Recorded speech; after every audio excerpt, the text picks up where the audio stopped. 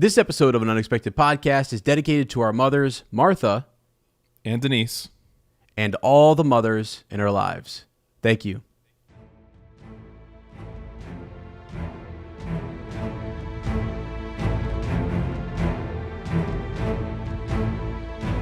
Hello, friends, and welcome to An Unexpected Podcast. I'm Ez. and I'm Lane. And we're talking Tolkien.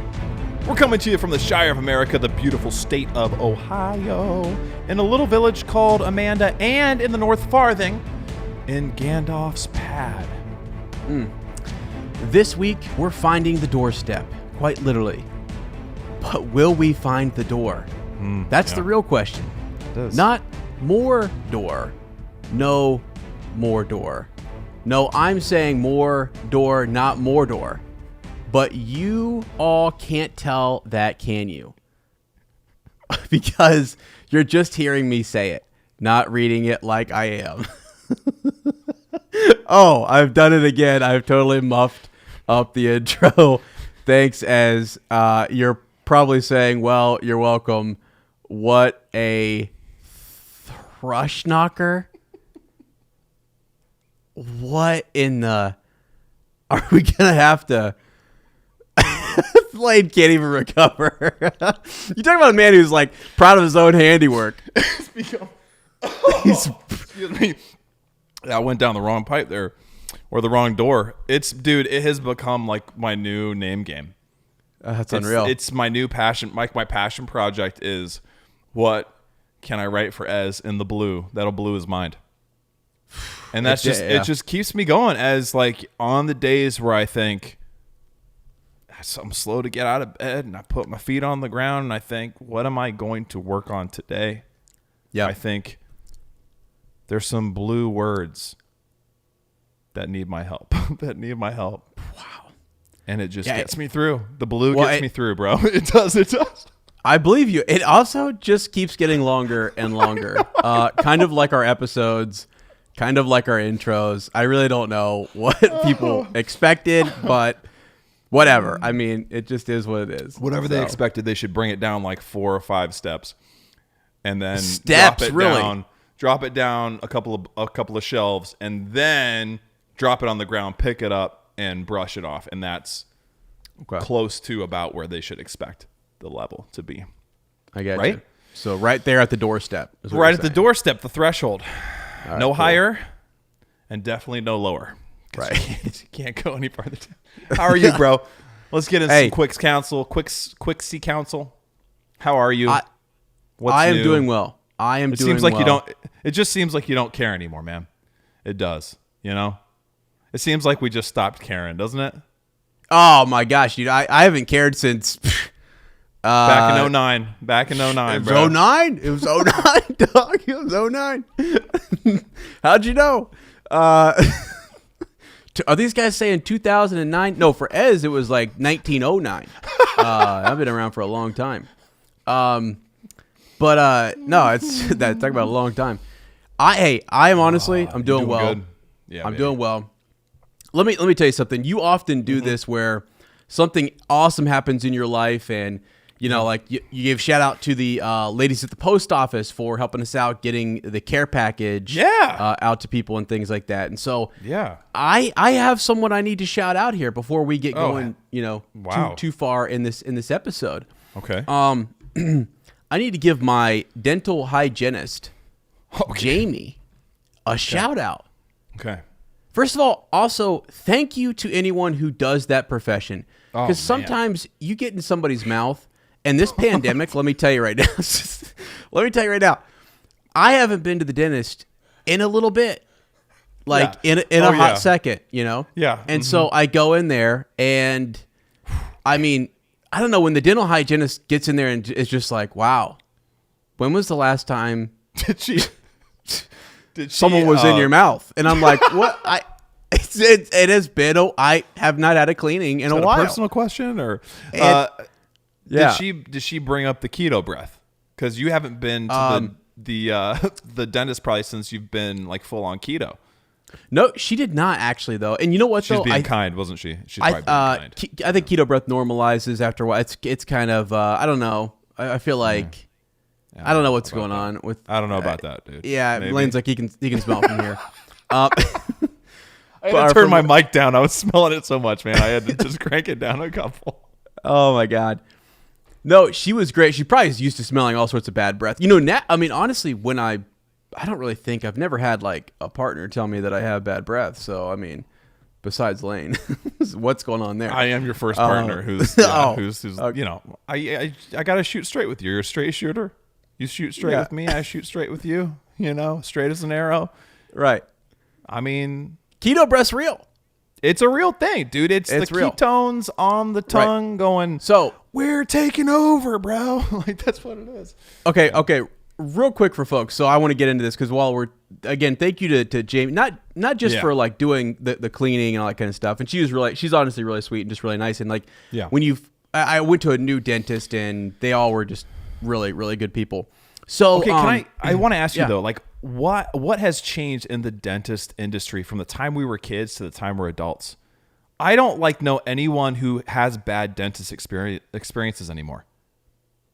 But as a kid, I feared it, bro. Like my dentist, I would try to, you know, when they're like cleaning your teeth and they're sucking your mouth out and you have to swallow. Yeah. I was like a 10 and under kid trying to get through that. Stop moving your tongue. Quit swallowing. And I was like, what am I supposed to do? Like I'm going to choke on my own tongue here. But now they're like fantastic. Like our dentist it's called Friendly Dental and they're really seriously friendly. It's just I don't know anyone who has bad experiences anymore. Yeah, no, I don't either. I mean, here's the thing. They are my dad actually recommended that I go to this it's Centerburg Dental. I don't know their exact name. Shout out. I think that's what it is. Geographical center of Ohio, by the way. There it is. And so his thing was he's like, oh, they're just really nice. They're all really nice in there. And I kind of it's also kind of an intimate thing, you know, because like as she's working on your mouth, right? And she's looking at all intimate? Like, yeah, I mean seriously, like because at one point, like I was doing the thing that which you were saying, which is like my tongue was exploring all of the instruments that were in my mouth, and she just said, "Hold on a second," and she grabbed my tongue with her 2 fingers and just moved it over, and I was like, "Okay," she's like, "Sorry, you're getting a little tonguey," and I'm like. I'm getting a little tonguey with the instrument that she was putting in, and I was just like, okay, this is crazy. So, this is like it's been a while. Forgive me. And it had been a while. It had been a while since I'd been to the dentist. So, I needed a good cleaning. And awesome. honestly, dude, and she said afterwards, she's like, it'll feel a lot better. And I was like, it hurt a little bit, you know, because instead of getting those gums and clean everything out. Oh, that's the worst when they I did a deep cleaning. I did a deep cleaning, bro. Deep cleaning. And so afterwards, so like a couple days ago, I feel great. But I have to, this is what I really wanted to shout her out for. So she recommended that I get one of these bad boys right here. All right. Is that a water pick, bro? This is a water pick. Holy Okay. So cow. go check out the YouTube, video here. And wasn't no one this told story me lately? Yeah, it was just in it today. Because I knew I was gonna bring this on here today. No one had told me to like review this or do this. I'm not getting paid for this or anything at all. And I just want to tell you guys. So check this out. I also have a solo cup here, and you fill this thing up with water. Now you guys are gonna want to check this out. I would literally go to the YouTube. I would go to the YouTube and check this out. But I want to do a live demo for you guys here, just real quick. God. So you have to wait. I'm gonna need you to talk. I'm going to need you to do the commentary because my mouth is going to be closed. Play. If I open my mouth when I turn this thing on, water is going to spray all over my technology. Please do it. I would love for everything to get fried. Okay, so Ez has I'm going to talk us through it here. This is the audio aspect. So Ez has his water pick. It is full of water. This thing, I've never actually seen one of these before. So it looks like he's just essentially like drinking a water bottle. There's a little bit of a jostling noise. You can tell that there's some vibration going on.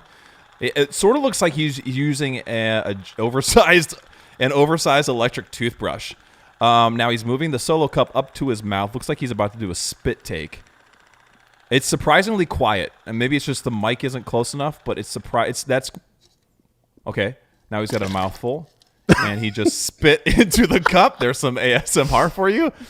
Is that it? Are you done? That's it. I shut it off. Okay, so let me ask. Hold on, I'm gonna do a little spray over this direction. I'll wipe up later, just so you guys can see. If I hit the power button here, that was such a bad.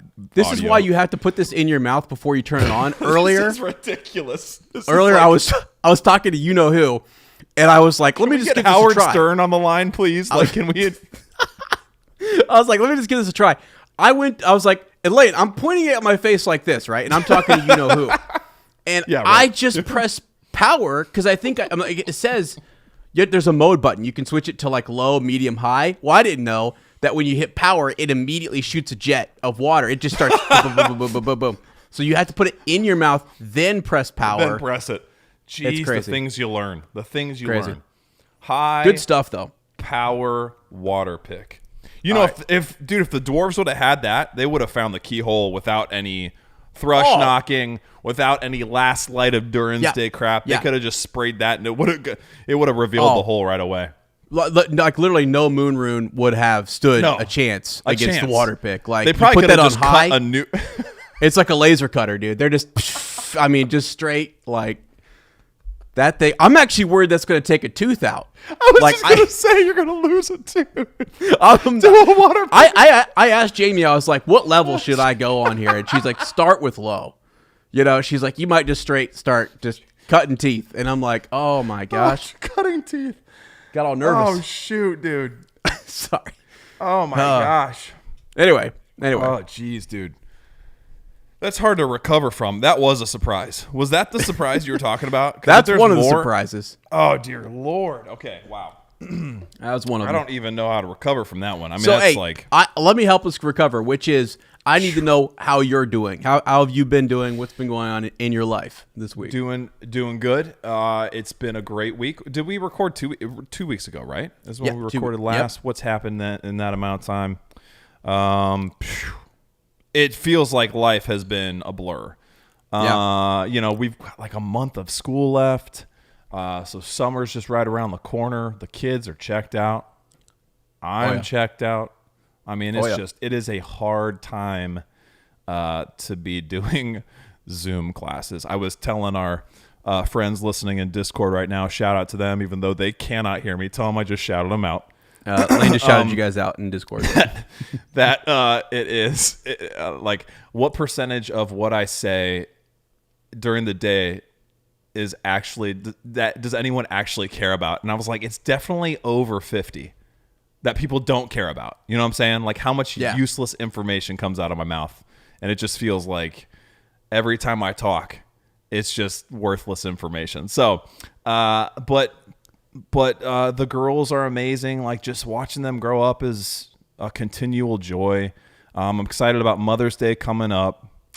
Tomorrow I'm going to my mom and dad's house where me and my brother-in-law Darrell and my dad, my uncle Bob, are like digging posts, making digging holes and putting fence posts in, because we're gonna put a fence.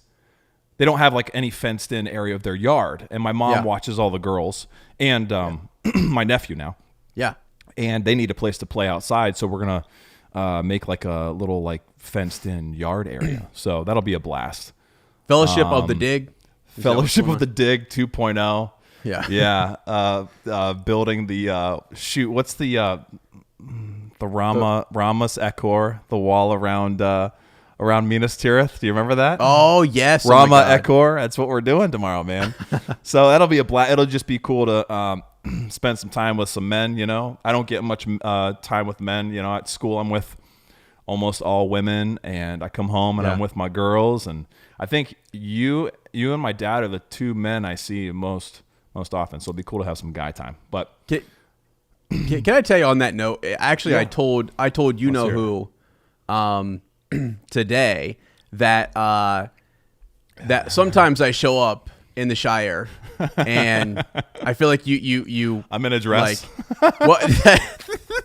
No, I think you say to Sarah like hey, Ez and I are gonna go out in the garage real quick. Honey, what are you going out there to do? We're going out there to swear. Just going out to swear. Just to swear a little bit. People, I know that like people before have said stuff about me swearing in the Discord, and it's like it's the only time, really, unless I'm by myself, and then I drive myself a little crazy, that I can just let some colorful language fly. That when I'm working out. When I'm working out, I definitely let it just kind of, I don't know, man, colorful language. It's something I've always, so talking about moms, right? It like breaks my mom's heart that I swear it all. But, it's nothing like her, despite her best efforts and my dad's best efforts. Yeah. I swear like a sailor. But only when I'm alone now. My girls have changed that big time. But I'm doing great. I'm also drinking some Dr. Bean coffee right now, dude. If you have not gotten yourself some Dr. Bean coffee, you need to go get some. It's delicious. It's amazing.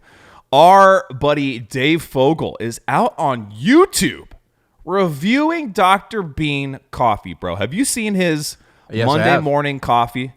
Yes, I have. Videos. Yes. And I think he's done almost every roast from Dr. Bean. So if you want to go check out Dave's reviews, go check out Dave's 45 Auto on YouTube. If you've listened before, you've heard Dave, you know who Dave is. Yep. Dave is a podcaster as well. He helps manage the Facebook group. Great friend. Good buddy. Yeah, good buddy. So, and I don't think he's had one he doesn't like. And Dave's a critic, man. If Dave doesn't like something, he'll let you know. He'll do it, he'll do it in a respectful way, but he does not, he wants the truth, okay? If it's crap, he'll tell you. If he drinks something nasty, if he eats something nasty, he doesn't want you to be misled by his niceness. You know what I'm saying? Right, and there's something to be said for that. That's a beautiful thing. So anyway, he's reviewed some of, or almost all, I think, of Dr. Bean Coffee Company. There is the Up Blend, of course, but just go get some. It's amazing. It's a great company. It helps out our dear friend Charlotte Hinton, who is an angel amongst angels. We love her, and we love the coffee. It's delicious. It really helps me through these nights too, I gotta say. So go to drbeancoffeecompany.com, get some of your very own, the only brew or steep for the brave and true. And there's something special. I think I've created a monster. Okay. Mm-hmm. If you listen to the last episode, you know about one of our sponsors, Earth Echo and Mindful Health. This is Danette May's company. She makes this product called Cacao Bliss. All right. It is a superfood elixir blend. And if you're on YouTube right now, I'm holding the bag right here. There ain't much left, Ez. Okay. Wow. I got this in about a week ago, and I have been adding it to my coffee. And let me tell you, it is delicious. There's obviously cacao in it. There's turmeric. There's MCT oil. There's lucuma. And there's four superfoods: organic cinnamon, Himalayan sea salt, mesquite, and black pepper fruit. You put this stuff into your coffee. There's all kinds of things you can do with it. First of all, you can bake with it. You can make desserts with it. It's keto friendly. It's good for vegetarian diets, vegan diets. It's gluten free. It's if you're paleo, it's good for that too. But there's this. I think Danette, she sent it to us. I think you can also get it on the Earth Echo website.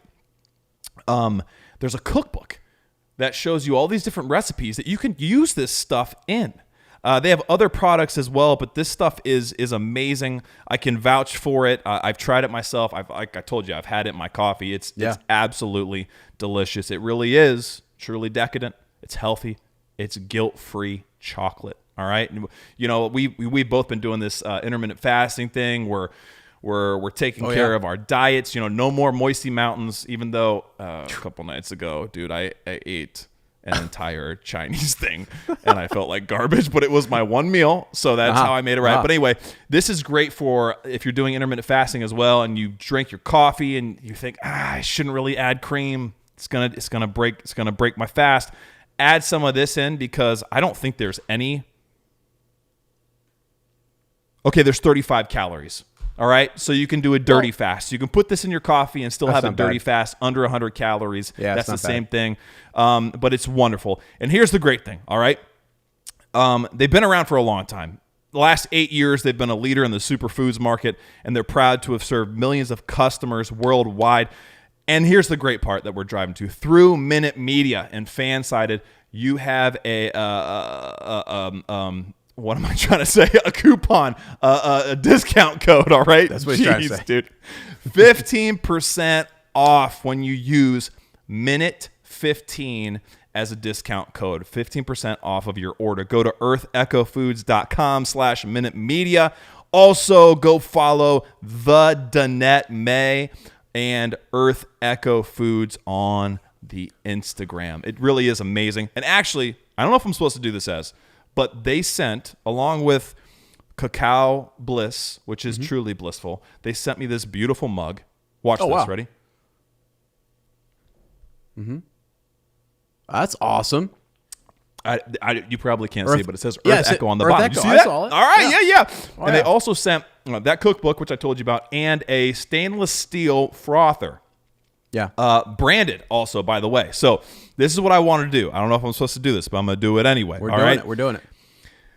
First person who goes and uses this code, buys some stuff, and emails us a screenshot of their receipt, we'll send this to.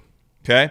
Email us a screenshot of your receipt, and we will send you this Earth Echo frother for free. I don't want Ez putting this in his mouth, okay? I don't want it to join the league of the water pick. I wanted to get it to somebody who's going to use it appropriately, all right? So, yes, sir. Little giveaway opportunity for people who've listened this far. And we also want to thank Earth Echo and Minute Media. It's so awesome. I love that we're doing this. We have really cool ads and promotions we're going to be doing that we get to read. Like, that's the coolest part. I thought when we were going to do this at first, as you and I talked about it, that we didn't want to just slap ads in if we didn't have to, that if we could read them ourselves, it's much more enjoyable and fun that way, and especially if we could try the products, and we've been able to do that. Like, it's a really cool thing. So we're very grateful for that. We love being a part of the Fansided family, and good stuff. Can I tell you?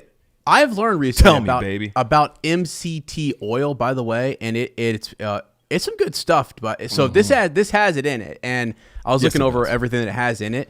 Fantastic, and that MCT oil is it's really good for keto, and it's really good for like energy in the mind, and if you use it correctly and everything. And so this is a nice good for weight loss too. Oh, it's wonderful. It's actually really great. So I've actually tried. I haven't tried this yet, so Lane's hopefully going to save me, a scoop for when I come down. Depends on when I see you next, baby. Okay, well, it'll be soon. It's going fast. I might just start eating it for breakfast. Oh, good Lord. Good Lord. All right, well, maybe I'll have to actually go put the code in myself and get me a little bit as well. So, do you remember the cinnamon challenge where people would try to eat a spoonful? I'm going to do that with this and see if I can. It's going to be the Bliss challenge. We'll see if we can do it. The Bliss challenge. Please do not. They don't want people doing that. You know what I mean? They're going to say, no, guys, jeez, cow. Oh man, I love you, dude. I love doing this with you. But Same. Yeah. Life is great. Shall we get into some dropping eaves? You ready for this? Yes, let's get into some dropping eaves. I like this. Is there anything else you wanted to talk about? Anything else no, you I have tell us? other surprises that will come later in the show. So you got to stick around and you got to listen for a little bit longer. So dropping eaves, there's a lot, right? I mean, from looking at this, I've heard things. I don't really know. It seems like they've just been keeping stuff way under wraps, but stuff is actually happening. So actually, So we're going to give another huge shout out to James O'Connor, Jimmy Boy down there in Aotearoa, Kiwi land. Jimmy has been hooking us up. We heard his story about his run-in with Joseph Mall. We thought it was from him. He was all sweaty from having filmed. Jimmy was kind enough to email us back and be like, no, dude, he was on a run. I saw him at a stoplight. Okay, right. Our minds jumped to it. Hey, he must have just gotten done with like training, sword fighting or something. He was just on a run.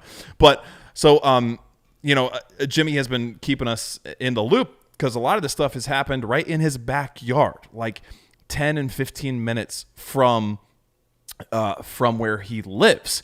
And the really cool thing was last episode we talked about the International Tolkien Reading Day reveal, or I guess picture that they shared with the clapperboard, the slate on a beach. We knew from Jimmy that it was probably West Coast, but he confirmed or said, I'm pretty sure, guys, that this is Bethel's Beach or Tehanga. And we were like, holy crap. I mean, if you recognize that, Jimmy, then that's probably exactly what it is. Well, yeah. Sure enough, we get an email from Jimmy. Uh-huh. And it's literally just a Twitter link, okay? Mm-hmm. So I click on the link, and I'm like, this is going to be great. This is going to be him with Joseph Mall, a selfie or something, or like maybe he spied something on the beach. It's better than any of that, okay? So he found there's a Fellowship of Fans Twitter handle @Fans Fellowship, and this is an exclusive release. So it's a direct quote from a source when asked why Amazon is filming at Bethel's Beach. So confirmed that that's where that was. Yep. But why, right? Why? And this is huge for me because I was thinking, now I'm not saying they're not doing this, but I'll get to it after we read this. But it both surprised me, but also makes a lot of sense. Okay, so here is the quote. This is Bethel's, and there's a picture there. It's a big filming area because you can drive on the beach. Okay, mm-hmm. Yep. Then the bush and the cliffs are a 5-minute drive. Then the sand dunes are 5 minutes beyond that. So within like a 10-minute radius, you have essentially a microcosm of most of New Zealand. Okay? And so there's a picture there of Bethel's Beach. You can see that, right? Uh-huh. Yep. And then the quote laid over a map of Middle Earth. So I think I sent an email. I was like, Jimmy, you did it. You're a master. You know your backyard. He said, haha, I just listened to the most recent episode. I'm just glad that this means I was right and know my West Auckland beaches. And he gave us a little Let's X go. there. And so this is crazy to me because I was thinking, and maybe they have traveled around different parts of both islands and done filming everywhere. Bethel's Beach is 22 miles to the west of Auckland. All right. We know that all the studio work that they're doing is based in Auckland because Wellington is being like consumed by the Avatar sequels. James Cameron is there. Yeah. He's using Weta. He's using Peter Jackson's Wingnut Studios to, do all of the production, the studio work for Avatar. So studio production for Amazon Loader on Prime is based in Auckland. All right. Mm-hmm. So just 22 miles to the west, just right in their backyard is where they're going and doing all of these different on-location filmings within a 10-minute radius. So maybe when we've seen all these different shots of all these different places, they haven't been all over both islands like I was assuming. They're just in this incredibly diverse part, this little pocket on the west coast that they don't have to I started thinking, I'm like, this would be ideal for the pandemic. It would be. Yes. You're limiting your travel. You're able to drive there and then have all these different, like, it's so strategic. And it also makes sense as to why we're not seeing a bunch of like leaked photos and like people like stumbling onto them and, oh, here they are on the South Island, or here they are, in this big city and that big city. They're in the same place. Yeah. So this blew my mind. I put a few screenshots of maps there so you could see just kind of the layout of where Bethel's Beach is, all the different terrain around it, which you can see in that Google Maps shot, right? And then I wanted to show the location to Piha, because Piha is where Sarah and I went. And I went there with the Seller family. They would take us out there. There's this famous Lion Rock it's this big beach rock that's similar to the one that's in that photo that Jimmy sent us, but it looks like a lion sitting on its haunches. It's beautiful. You used to be able to climb up it, but then people were falling off and dying, so it's like all, like roped off. You can't climb it anymore, but it's a beautiful thing to see. And then, because I was curious, I was like, I didn't know where Bethel's Beach was. The hike we did went south of Piha. So I don't know that I've been to the area where they're filming, but it's definitely very similar terrain.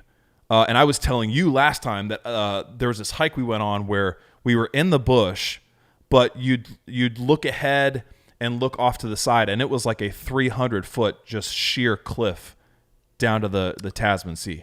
Yeah. Just dramatic, diverse, like locations where you conceivably could film. It seems like to me almost you could film everything in that area. Like, that's the crazy thing. So have they come up with a hack? Is this a cheat? Like, have they figured out that, yes, even though New Zealand has all these things to offer, what if they're like, what a feather in the cap of New Zealand? Like, yeah, we had both the islands, and we just went to this like 10 mile radius area and filmed the entire first season. Yeah. That seems, what do you think about all that? I mean, what's your reaction to that? Are you shocked? Does it make sense? I think it's smart. I think it's really smart. Also, when you look at the map and you look at the screenshots of, or just anybody, you pull up that beach and zoom in there, you look and see there's tons of like land.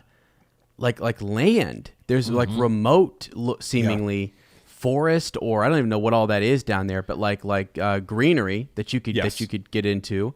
And like you said, so there seems to be a lot of diverse environment that you like spots where you could set up a shot. You know, if you're like whoever the scout, like the location director. I mean, genius. Whoever, let's go. That's a cool find next to the studio. Yeah, so you've got all these beautiful rocky beaches, but then you've got like sand dunes that are right there as well, which is a total different aesthetic. Then you're close to the Waitakere Ranges, so there's all this crazy jungle and mountainous terrain that you run into as well.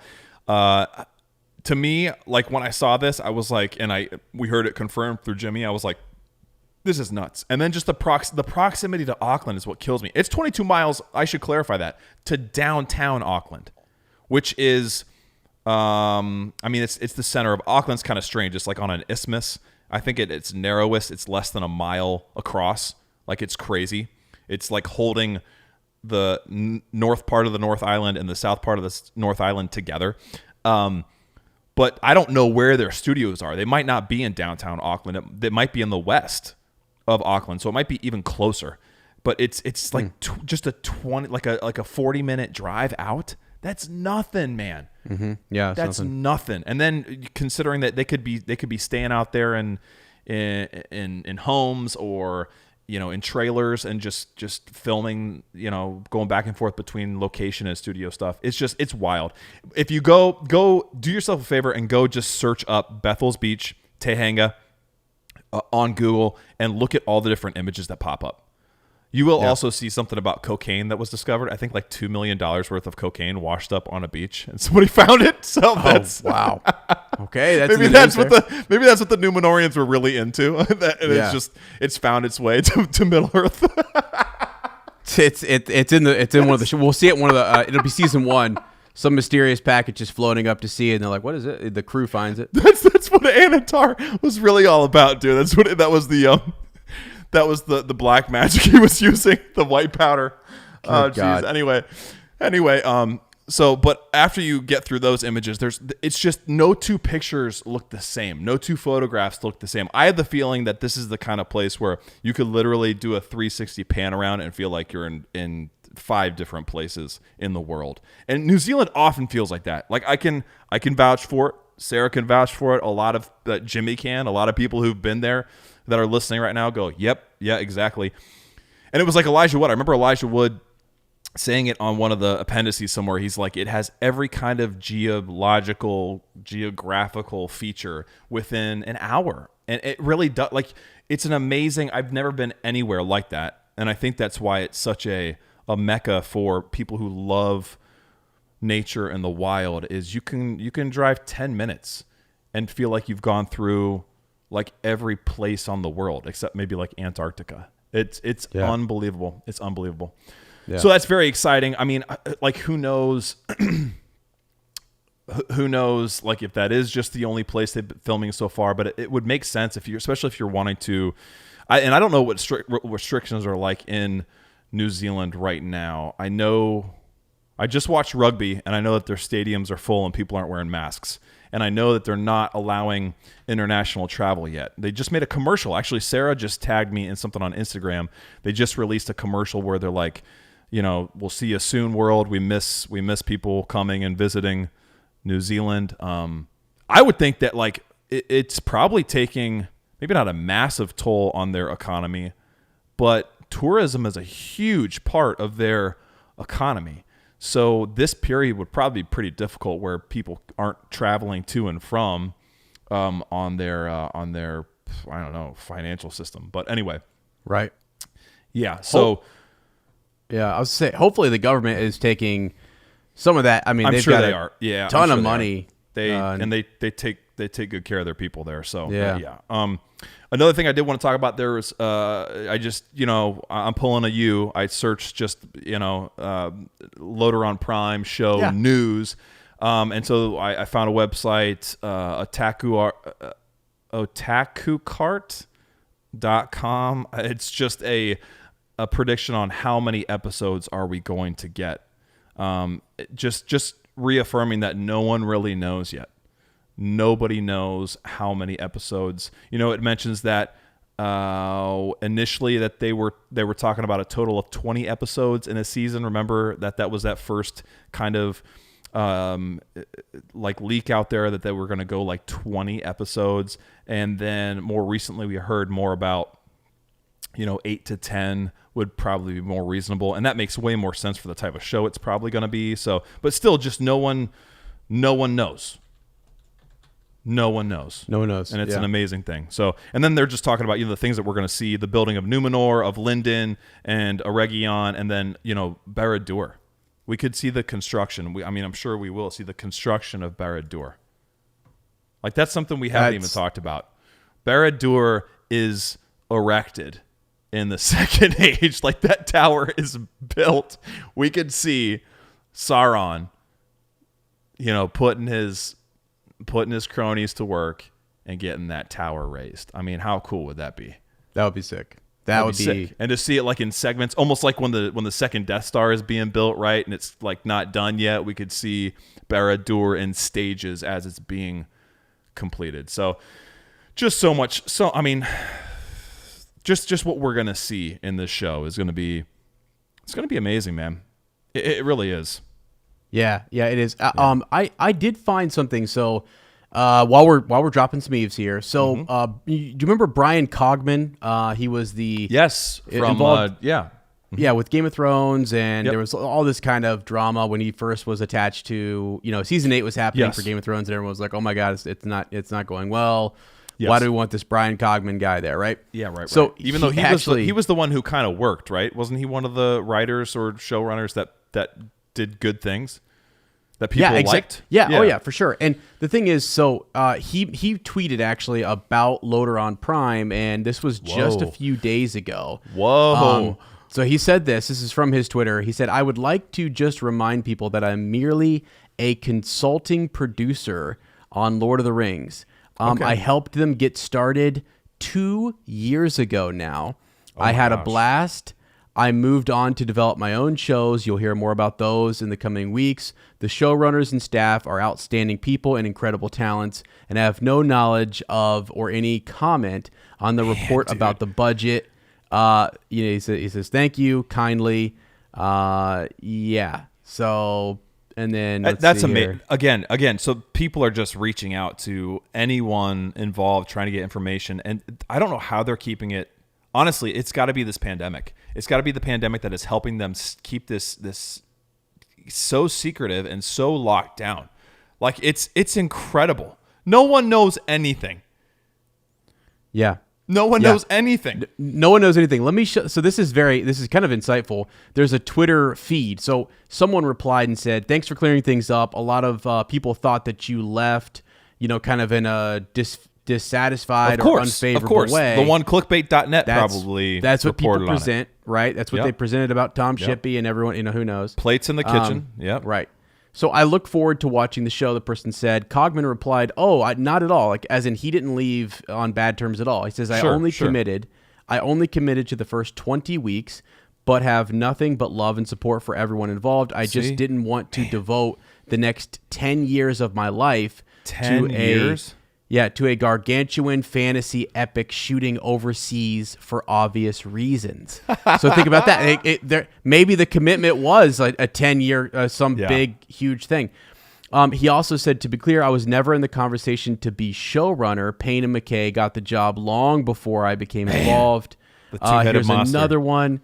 He said, I truly wasn't, let's see, another person thanked him for clearing up the misconception in a post. He replied, I truly wasn't aware of this misconception. I've been openly supportive of the show the entire time. Let's see. Consequently, a post by the One Ring net was listed, to which Cogman said the following: well, I can't speak to anything else, but I was never meant to stay after the first 20 weeks. Love the people, love the show, excited to see it. So, just be careful, because people, kind of distort things and try to twist one little thing. And truly, he signed probably a contract for, he's a concept guy. Like, let's get the concepts right for the first 20 weeks and help format and frame stuff. Yeah. Big picture stuff. And cool. I'm glad to have consulted on that and move on. So, I was like, kind of, my jaw dropped when you said 10 years, but I'm thinking about it. We've been talking about it for 3, and we haven't even had an episode yet. So yeah, I mean, he was in that very early stage. I didn't know that. See, that's new information to me too, because I haven't thought about him for a while, that was his role, and that's something that he was like, and it makes me wonder, was that also Tom Shippey's role as well?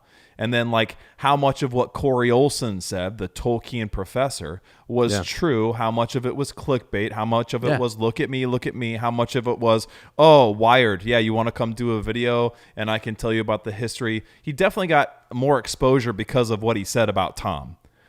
Sure. Yeah, is it true? Yeah. Is it not? Like, that's the thing that drives me nuts, is when people just, like you said, you hear some clamoring in the kitchen and you assume the worst and you start spreading rumors instead of, we don't know. Like, we don't know. Let's just, instead of trying to actually talk to the people, it seems like it wasn't that hard to get Brian Cogman to respond. If someone just responded to his... They replied. How lazy is the OneRing.net? How lazy are they? If all you have to do, clip this up, Ez, and put it on YouTube. If all you have to do is reach out to Brian Cogman, if all you have to do is reach out to Tom Shippey, and people who aren't on the inside can do that and get responses, that's embarrassing. Like, that's embarrassing. Well, the thing is, I think it's we've said all along, which is just I like that they're being super secretive and that they're taking their time with this. I love it. I'm cool with all of it. I really don't.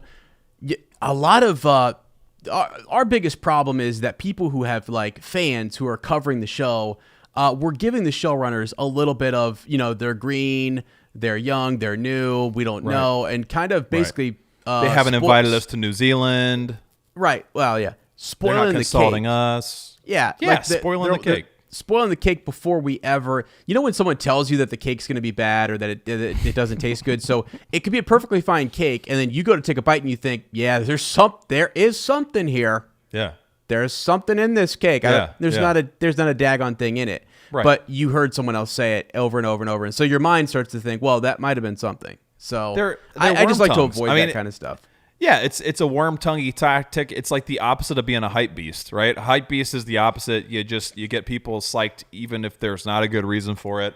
If you're a worm-tonger, you get people pessimistic even though there's no good reason for it. So and I agree. Like, if it hadn't been this secretive so far, like, what would we have been talking about? It's been such good fodder because they've let little stuff slide, or they've revealed just enough that it's made us go, well, what in the, like, our imaginations have been able to run wild instead of just responding to images or details that they've released.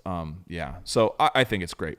One other note, I think because I think we had 2 numbers for that first season budget, and I thought about this afterwards. I'm like, one of those, like the 600 million or whatever, is New Zealand dollars probably.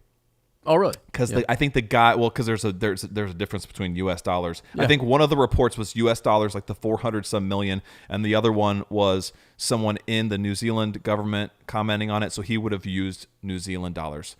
So I think that it's that's the discrepancy between like 400 and some million and 600 and some million is just that exchange. So still a lot of freaking money. It's wild. For comparison, Jeez. I mean, Game of Thrones was around 90, like 90. Holy crap! So for comparison, like they are quadrupling essentially, or like this is 4 or 5 times more money.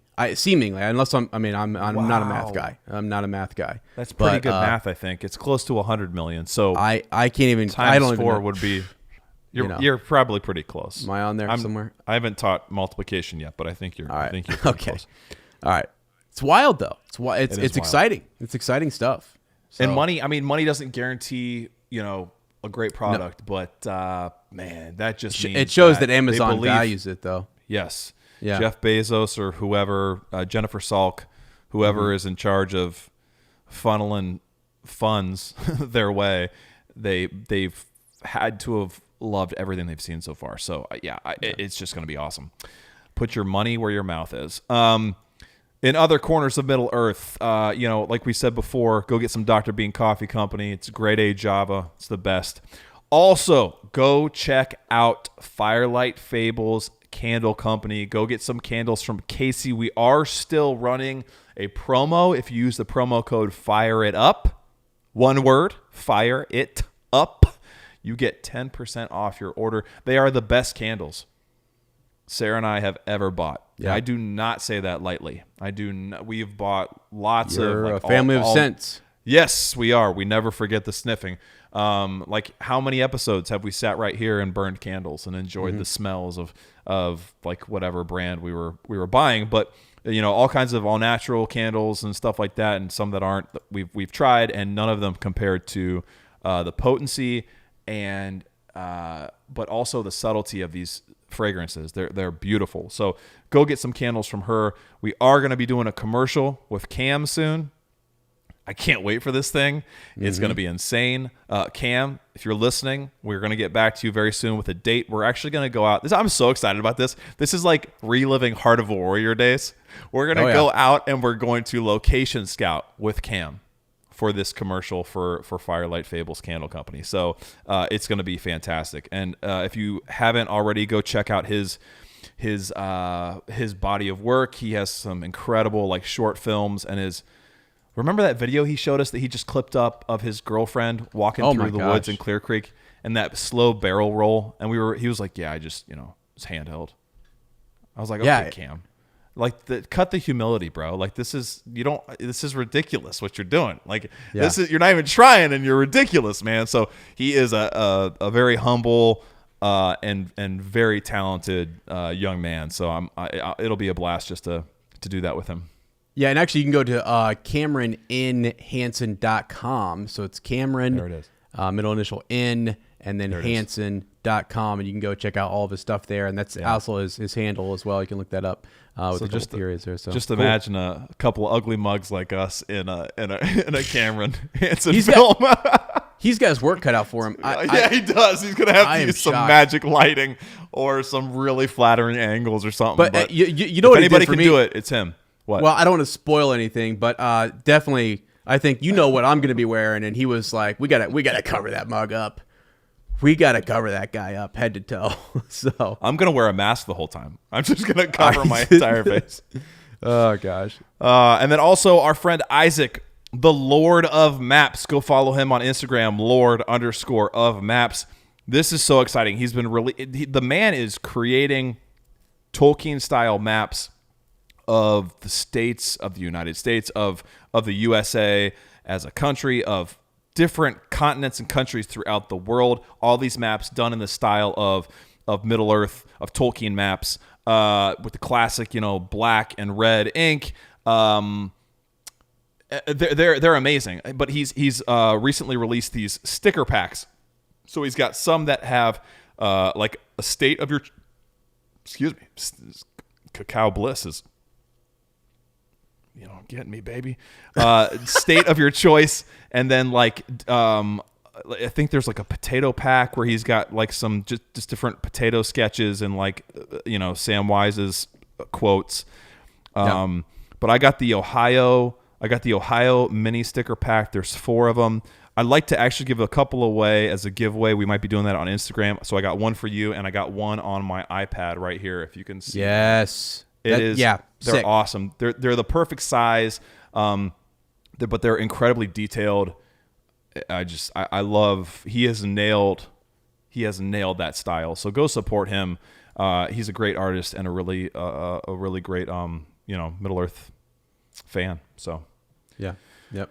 Woo! That's all I got, bro. I mean, we're into the reread at this point. Also, happy Mother's Day to all of you mothers out there. I want to say happy Mother's Day to my mom. I want to say happy Mother's Day to my beautiful wife, who is the finest mother I've ever seen. She sets the bar for me to try to be, or try to somehow, be a partner as a father. I can never. I'll always be so far below, but she's amazing. And then a happy Mother's Day to my sister Hillary as well. So, we're lucky to have our moms and the impact they've made on our lives. I can speak for both of us that it's made us who we are. Our dads as well, but this is obviously a time to celebrate and remember our moms.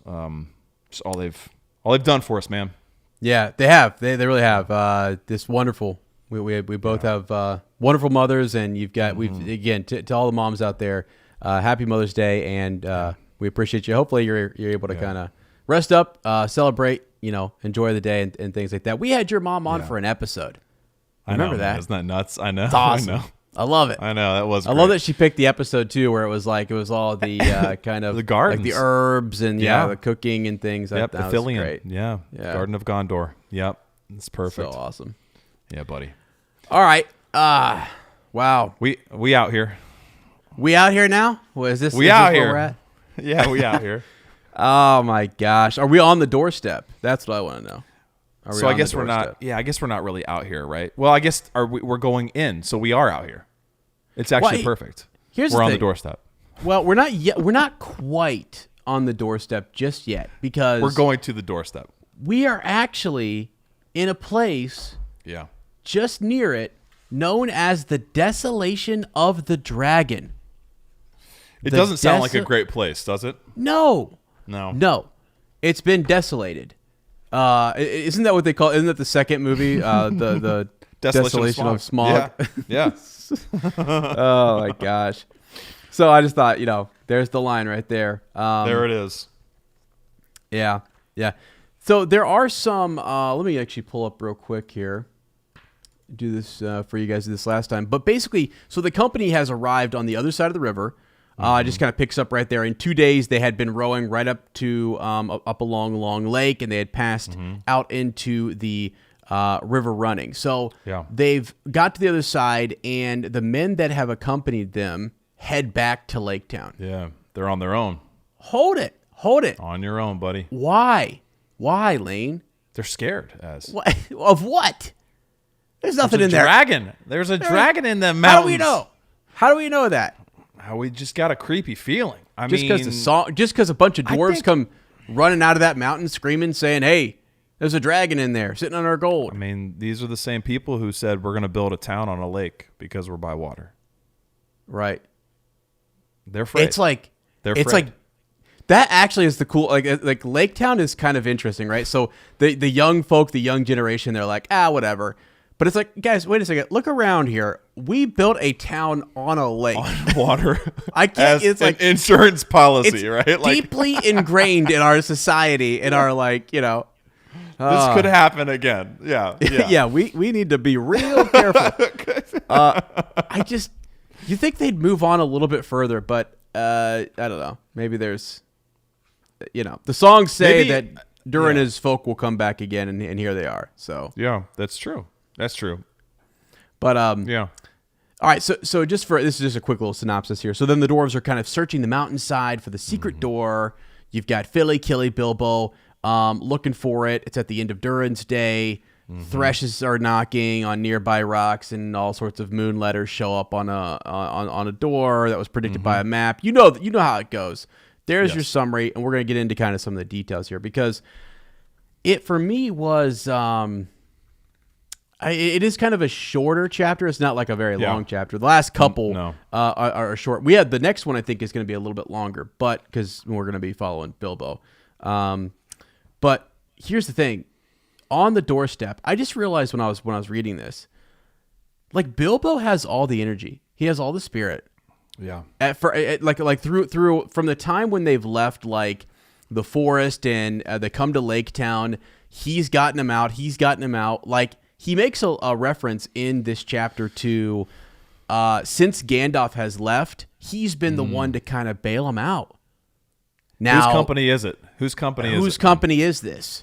Bilbo and Company, my friends. That's who I'm talking about here. Yeah. But it's just kind of interesting that he's this character who, and he reflects on that. And it seems like whether that's the narrator or Bilbo or whatever, seems to be saying that Bilbo realizes he is in happier spirits than the dwarves, and they're right there by their house, home. Yes.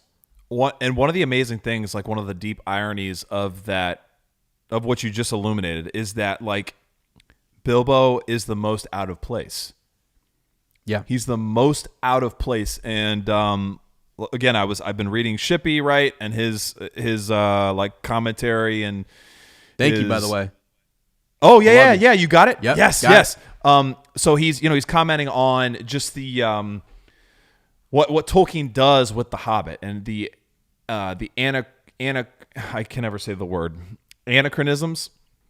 So just the differences or the things that shouldn't make sense, right? Or the different times, like the hobbits and Bilbo seem like they're from a more modern time than the rest of the world and the rest of this wild. And so Bilbo is very much like out of place, which we've seen that. He's longing for his comfy chair and bacon and eggs for the morning. Very like relatable to us, right? We can understand that. It's harder for us to relate to like dwarves and dragons and a city on a lake. You know what I mean? Like this elves, wood elves. Those are all such foreign things. And so we relate more to Bilbo because Bilbo is more modern and he's less fairy tale and more modern and relatable, even though, when he was written, it was like 100 years ago almost. It's still much closer to our time than the rest of Middle Earth. And the fact that he is the one who, like you said, is bailing them out, is coming through in the clutch. He has the least amount of like reason to be that for them. He should be the one crapping his pants every time. And he's not. He like you said, it's like you could argue, is it his company? Like, is there a Thorin's company without him? No, they're gone like 4 or 5 different times. Yeah. Wiped out. Yeah. Yeah. So it is amazing. Yeah.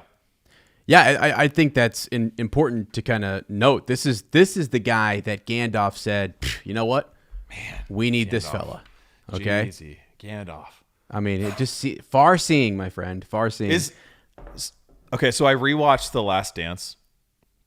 Okay. And the person, which is about the Chicago Bulls final championship. Oh, yeah. Sorry. Yeah. And the guy who gets the least amount of credit, who I think deserves the most, is the head coach, Phil Jackson. Let's go. Phil Jackson, to me, might be one of, in the sports world, is a real-life Gandalf. Like when you think of a guy who knows his players, knows their roles, knows how to motivate each single person. That's what Gandalf does. Like, he knows how to pick the people. Like, he knew, or at least he believed, that Bilbo would be this. Maybe he didn't even know he would be this important or this crucial for Thorin's company, but he knew he had like there was the potential that he could be. Right. And that's why he picked him. That's why he said, I want him on this team, man. Right. I'm sorry to go on this tangent for a second, but are you saying that if Gandalf is Phil Jackson, are you now saying that because Phil Jackson made a mighty move, right? And he said, look, we've got Thorin, who I'm going to say is MJ. MJ, Okay. and Phil Jackson said, it's time to bring Dennis Rodman in here. I was gonna. Are you kidding me? I was gonna say he's either Steve Kerr or he's Dennis Rodman. He's one of those two. Bilbo's Dennis Rodman. Are you kidding me right now?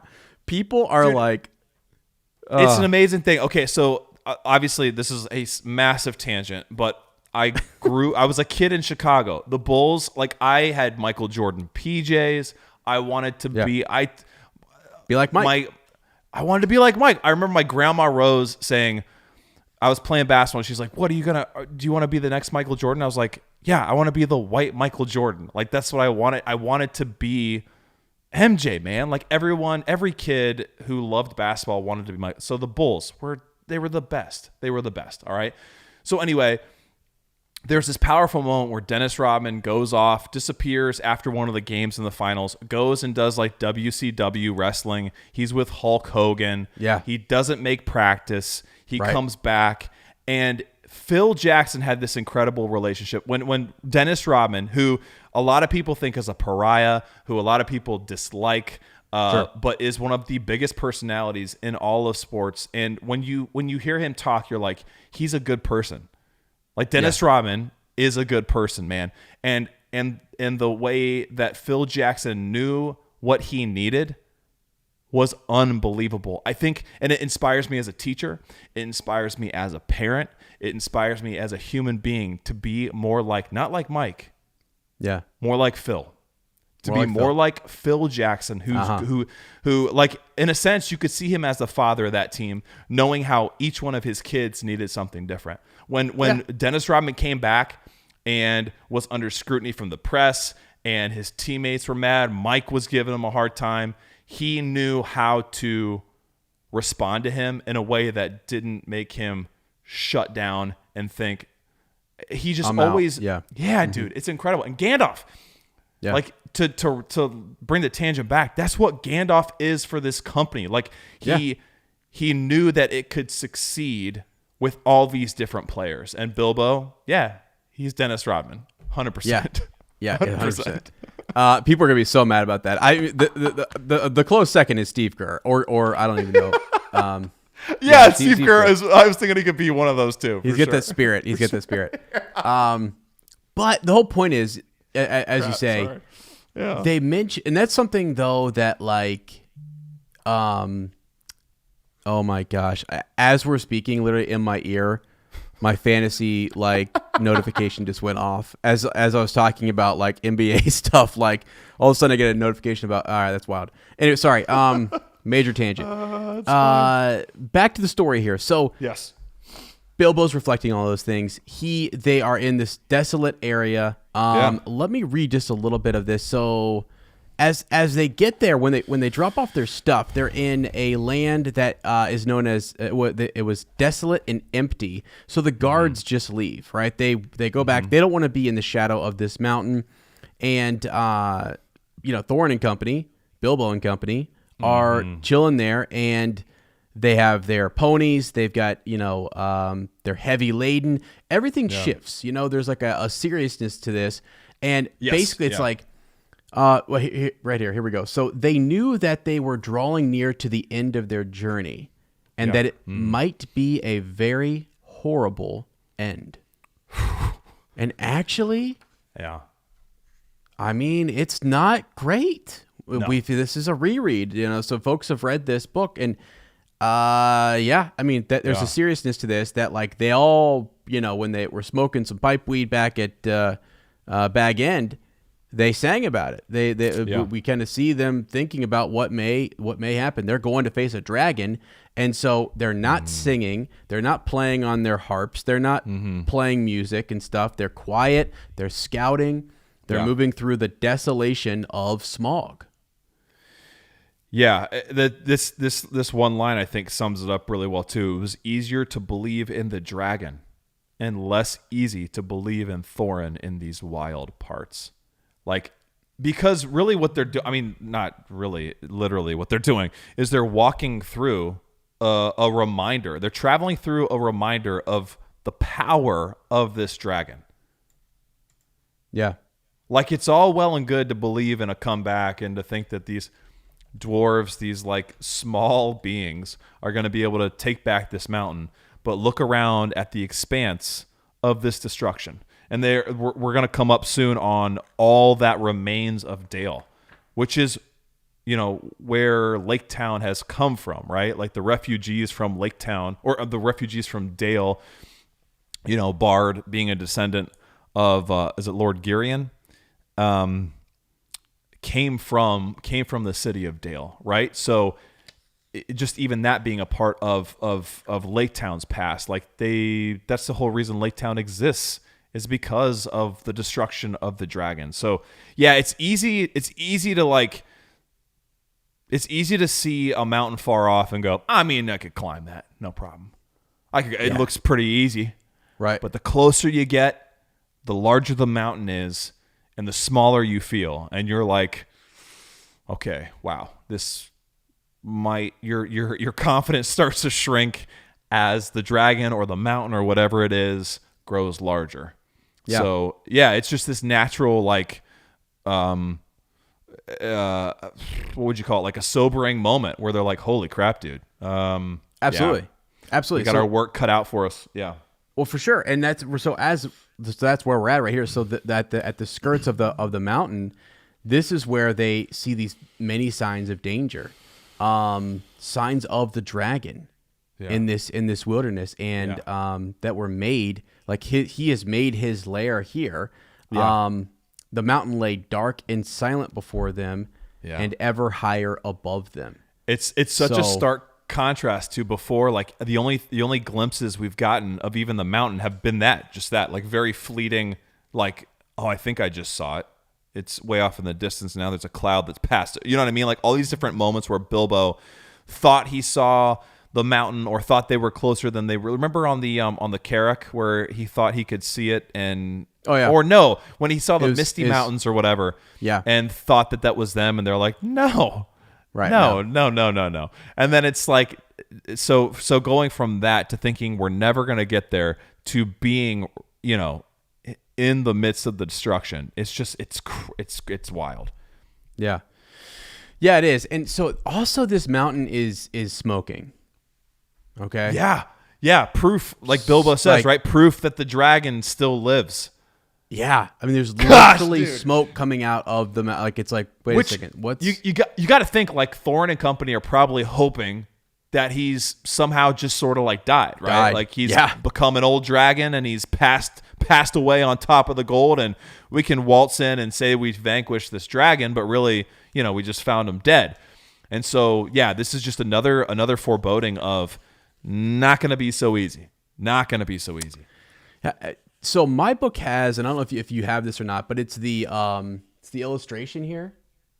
Oh yeah. So that's the front gate. It's called the front gate, and that is kind of, that's Tolkien's artwork, drawing. His drawing of the front gate. So lots of stony rock and things. You can see the smoke kind of coming out of that way. And this is, so Bilbo, I think, let me see who else goes with him. Balin, Fili, and Killy, right? They go to kind of scout out the region. So they're not even really looking for the door just yet. Like Thorin he's smart. I mean, he's very, very, very intelligent. Says, like, we need to make sure, we need to scout this whole mountain out. We need to scout the front. We need to see what's going on here, make sure there's not someone else camped out, someone else looking, following our tracks, whatever he's thinking. But at first, it's kind of a scouting expedition. And then they start to kind of move their way up the mountain to look for this side door. So, let's see. Yeah, because they get to this where the river is kind of coming out of that gate, and it says that they did not dare to follow the river much further towards the gate, but they went on beyond the end of the southern spur until, lying hidden beneath a rock, they could look out and see the dark cavernous opening in a great cliff wall between the arms of the mountain. And so that's where they're kind of looking down, and they're seeing the dark smoke rolling out and all that kind of stuff. So it's Balin who shuddered. "Let us return," he says. "We can do no good here, and I don't like these dark birds. They look like spies of evil." Right? So Bilbo says the dragon is still alive and in the halls under the mountain then, or I imagine so from the smoke. That does not prove it, said Balin. Like, they're in denial. They're not wanting to believe. Good Lord. Not wanting to face, literally not wanting Balin, to face the dragon. Stop it. Stop. But, like, hold on. You think that's like, is that like PTSD for Balin, though? Do you think that, like, I mean, because he was there. He was there when all this went down. Yeah. He was there when this happened. So listen, you know what? Yeah. I like Balin, and I hate to do this. I do too. But, Bilbo sees the smoke. They all see the smoke coming out of there. And he says that doesn't prove it, though I don't doubt that you're right. Then he goes back and he says, but he might be gone sometime.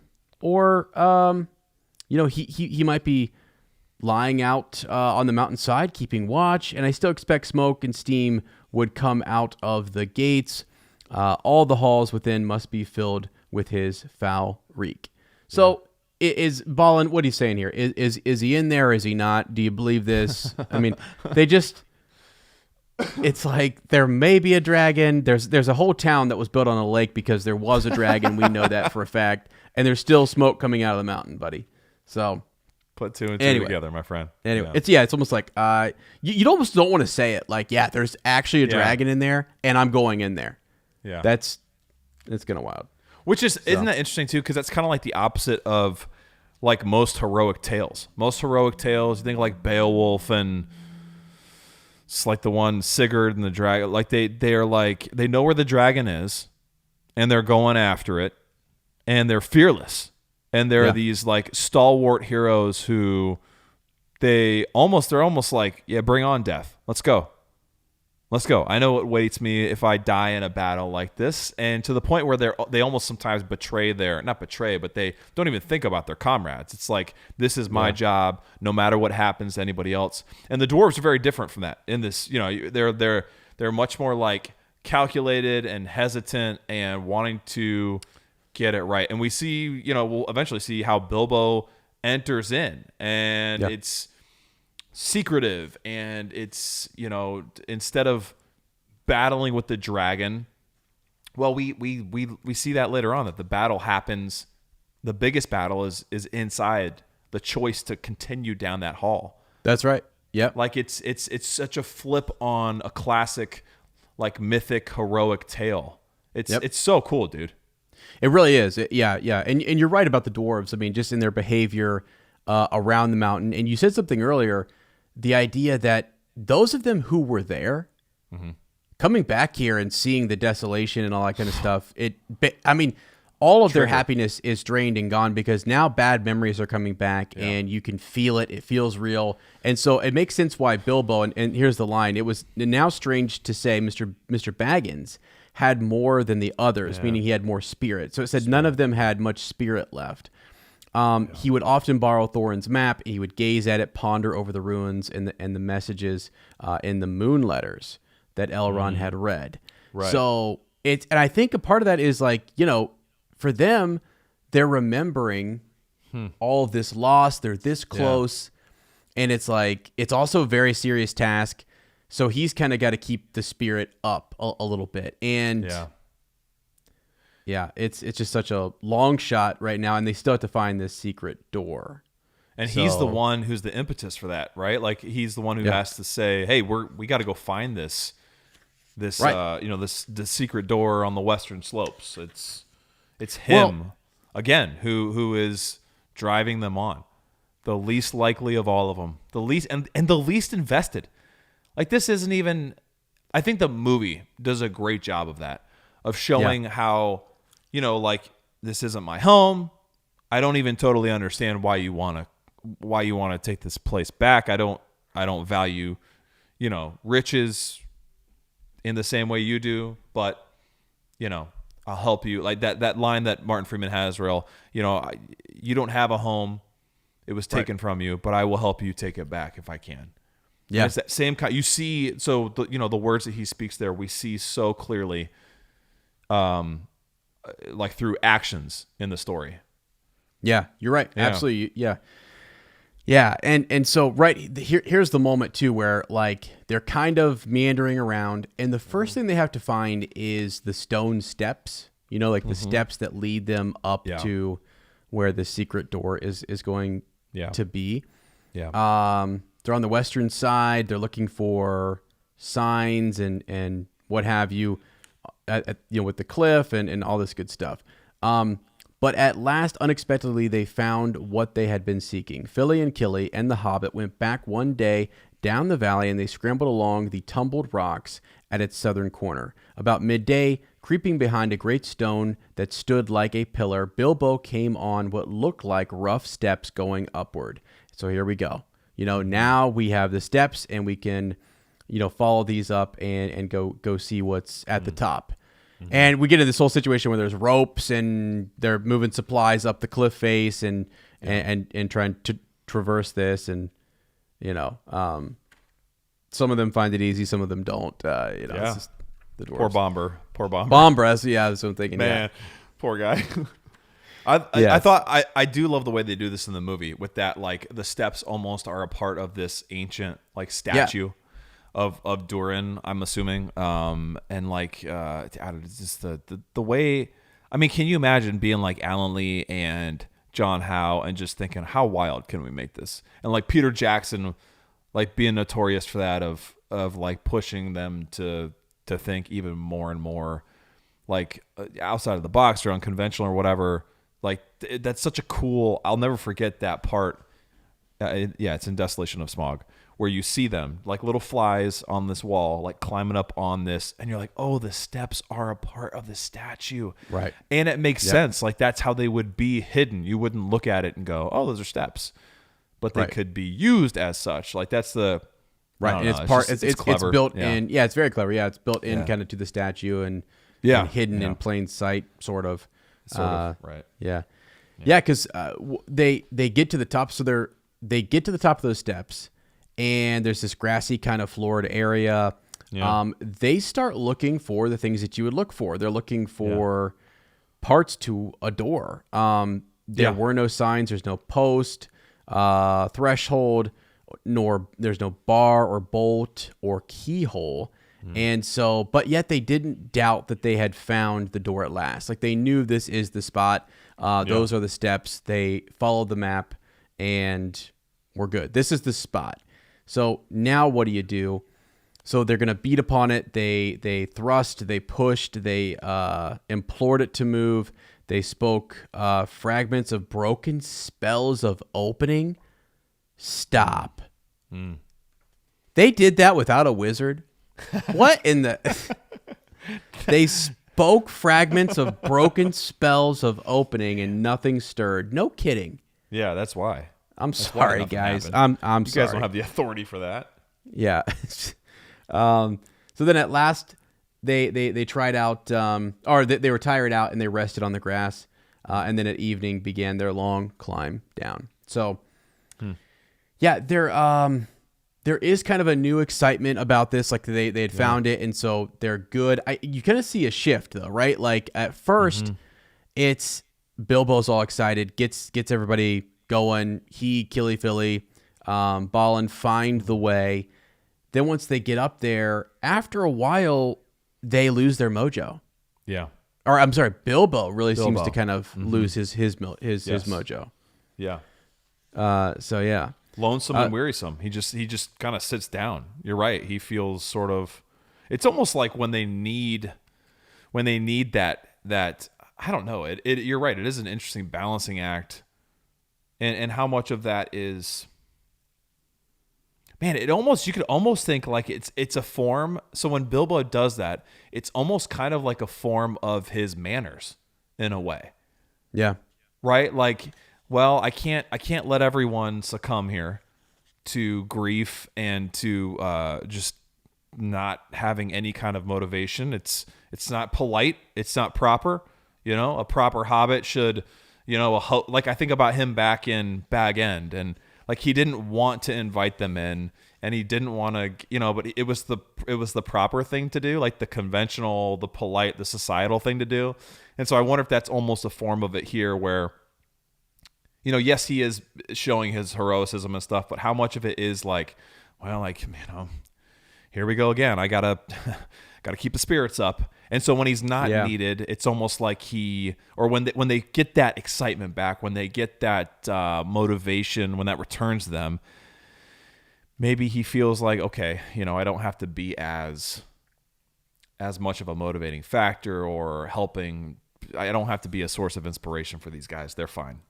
Well, so yeah, I actually, since you brought that up, I'm going to jump ahead just for a second, then we'll come back to right when. So, okay, actually, Bilbo, let me do two things here. I'm going to bounce ahead and then bounce right back. But he's found sitting on the doorstep, lonesome, wearisome. Clearly, there's not a doorstep, right? Of course. But it's this little grassy space between the wall and the opening, air quote, or quote here, the doorstep in fun. Remembering Bilbo's words long ago at the unexpected party in his hobbit hole when he said they could sit on the doorstep till they thought of something, and sit and think they did, or wandered aimlessly about, glummer and glummer they became.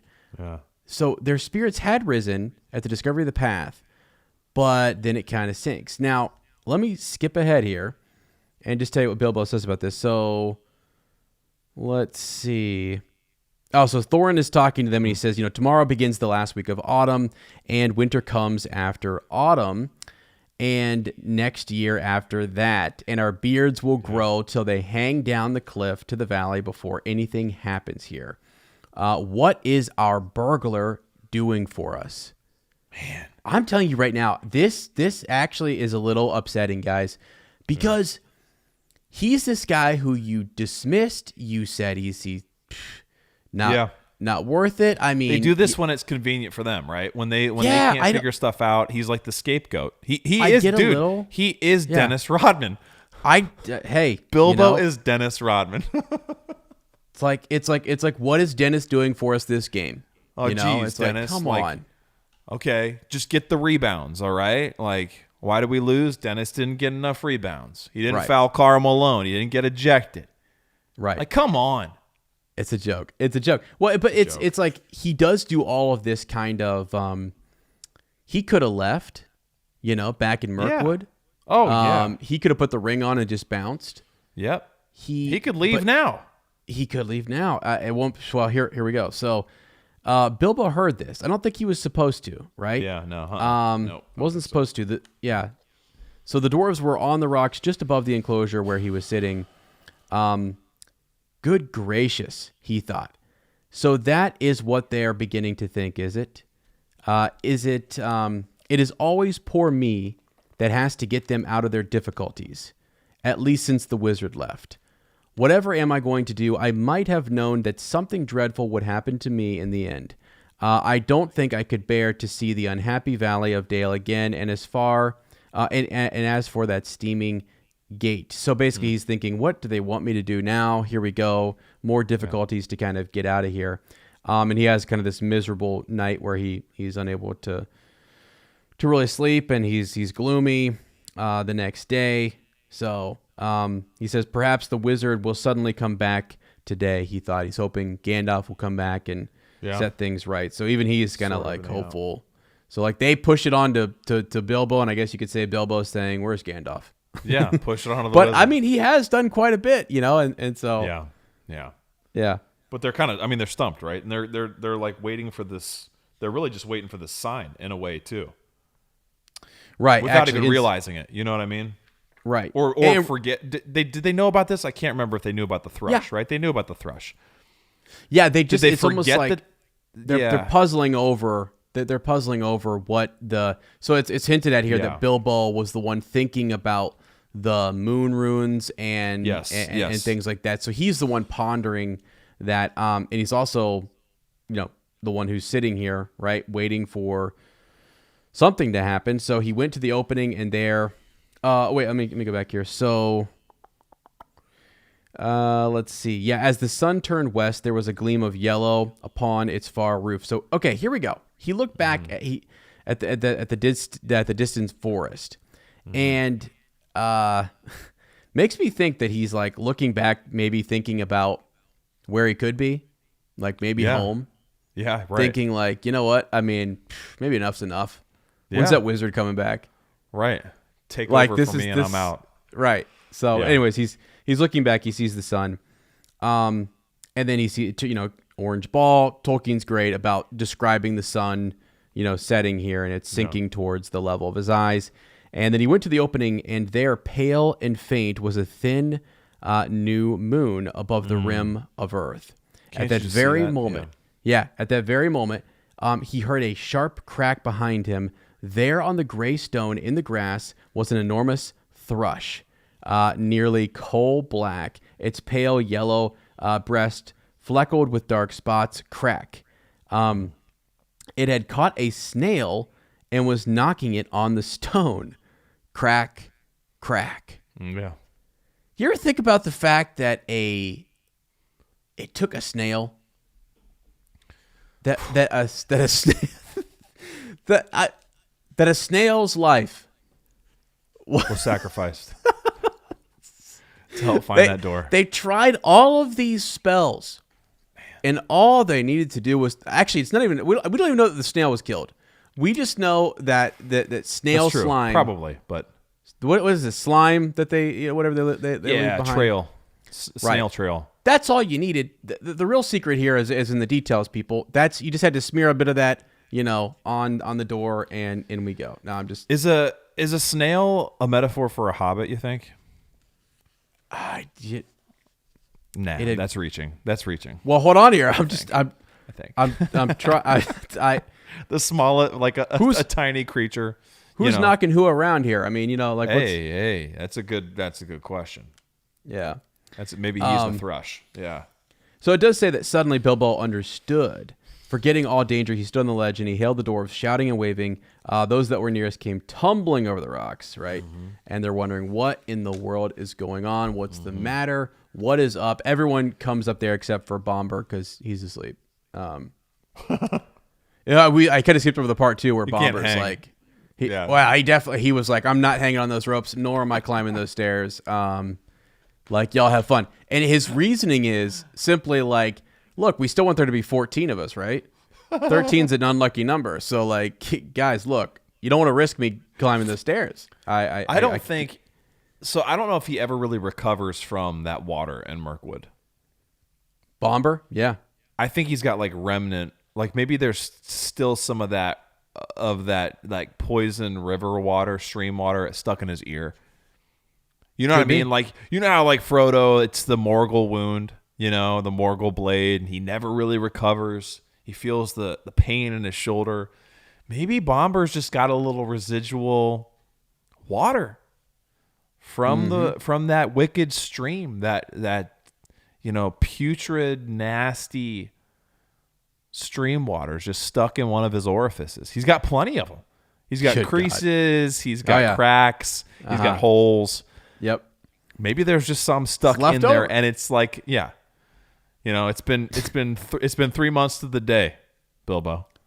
It's never really fully healed. Never really gotten it out. I mean, Bomber could have used that excuse. I mean, that's actually, that's legit. It's legit. God bless him. All right. So here's the thing too. Yeah. One more point on Bilbo's just being steadfast and remembering Elrond and them going over the moon runes and all this kind of stuff. They're sitting here and they do a great job of this in the film, which is he stands and stares and is believing in this doorway. And the dwarves give up one by one. They start to turn away, like, gosh, you know what? The rays of sun they're gone. They're fading fast, and nothing's happening. We can't see a daggone thing. And it's literally that very last, beam or ray of light. Yeah. So that's what you had to wait for. So boom, and then once you do, there's a loud crack. Yeah. Speaking of crevices. Yeah, lots of cracks in this chapter. There's lots of cracks. Right. You nailed it, Ez, right? You're talking about how like level-headed and calm and patient Bilbo. Is this the same Hobbit that fainted back in an unexpected party.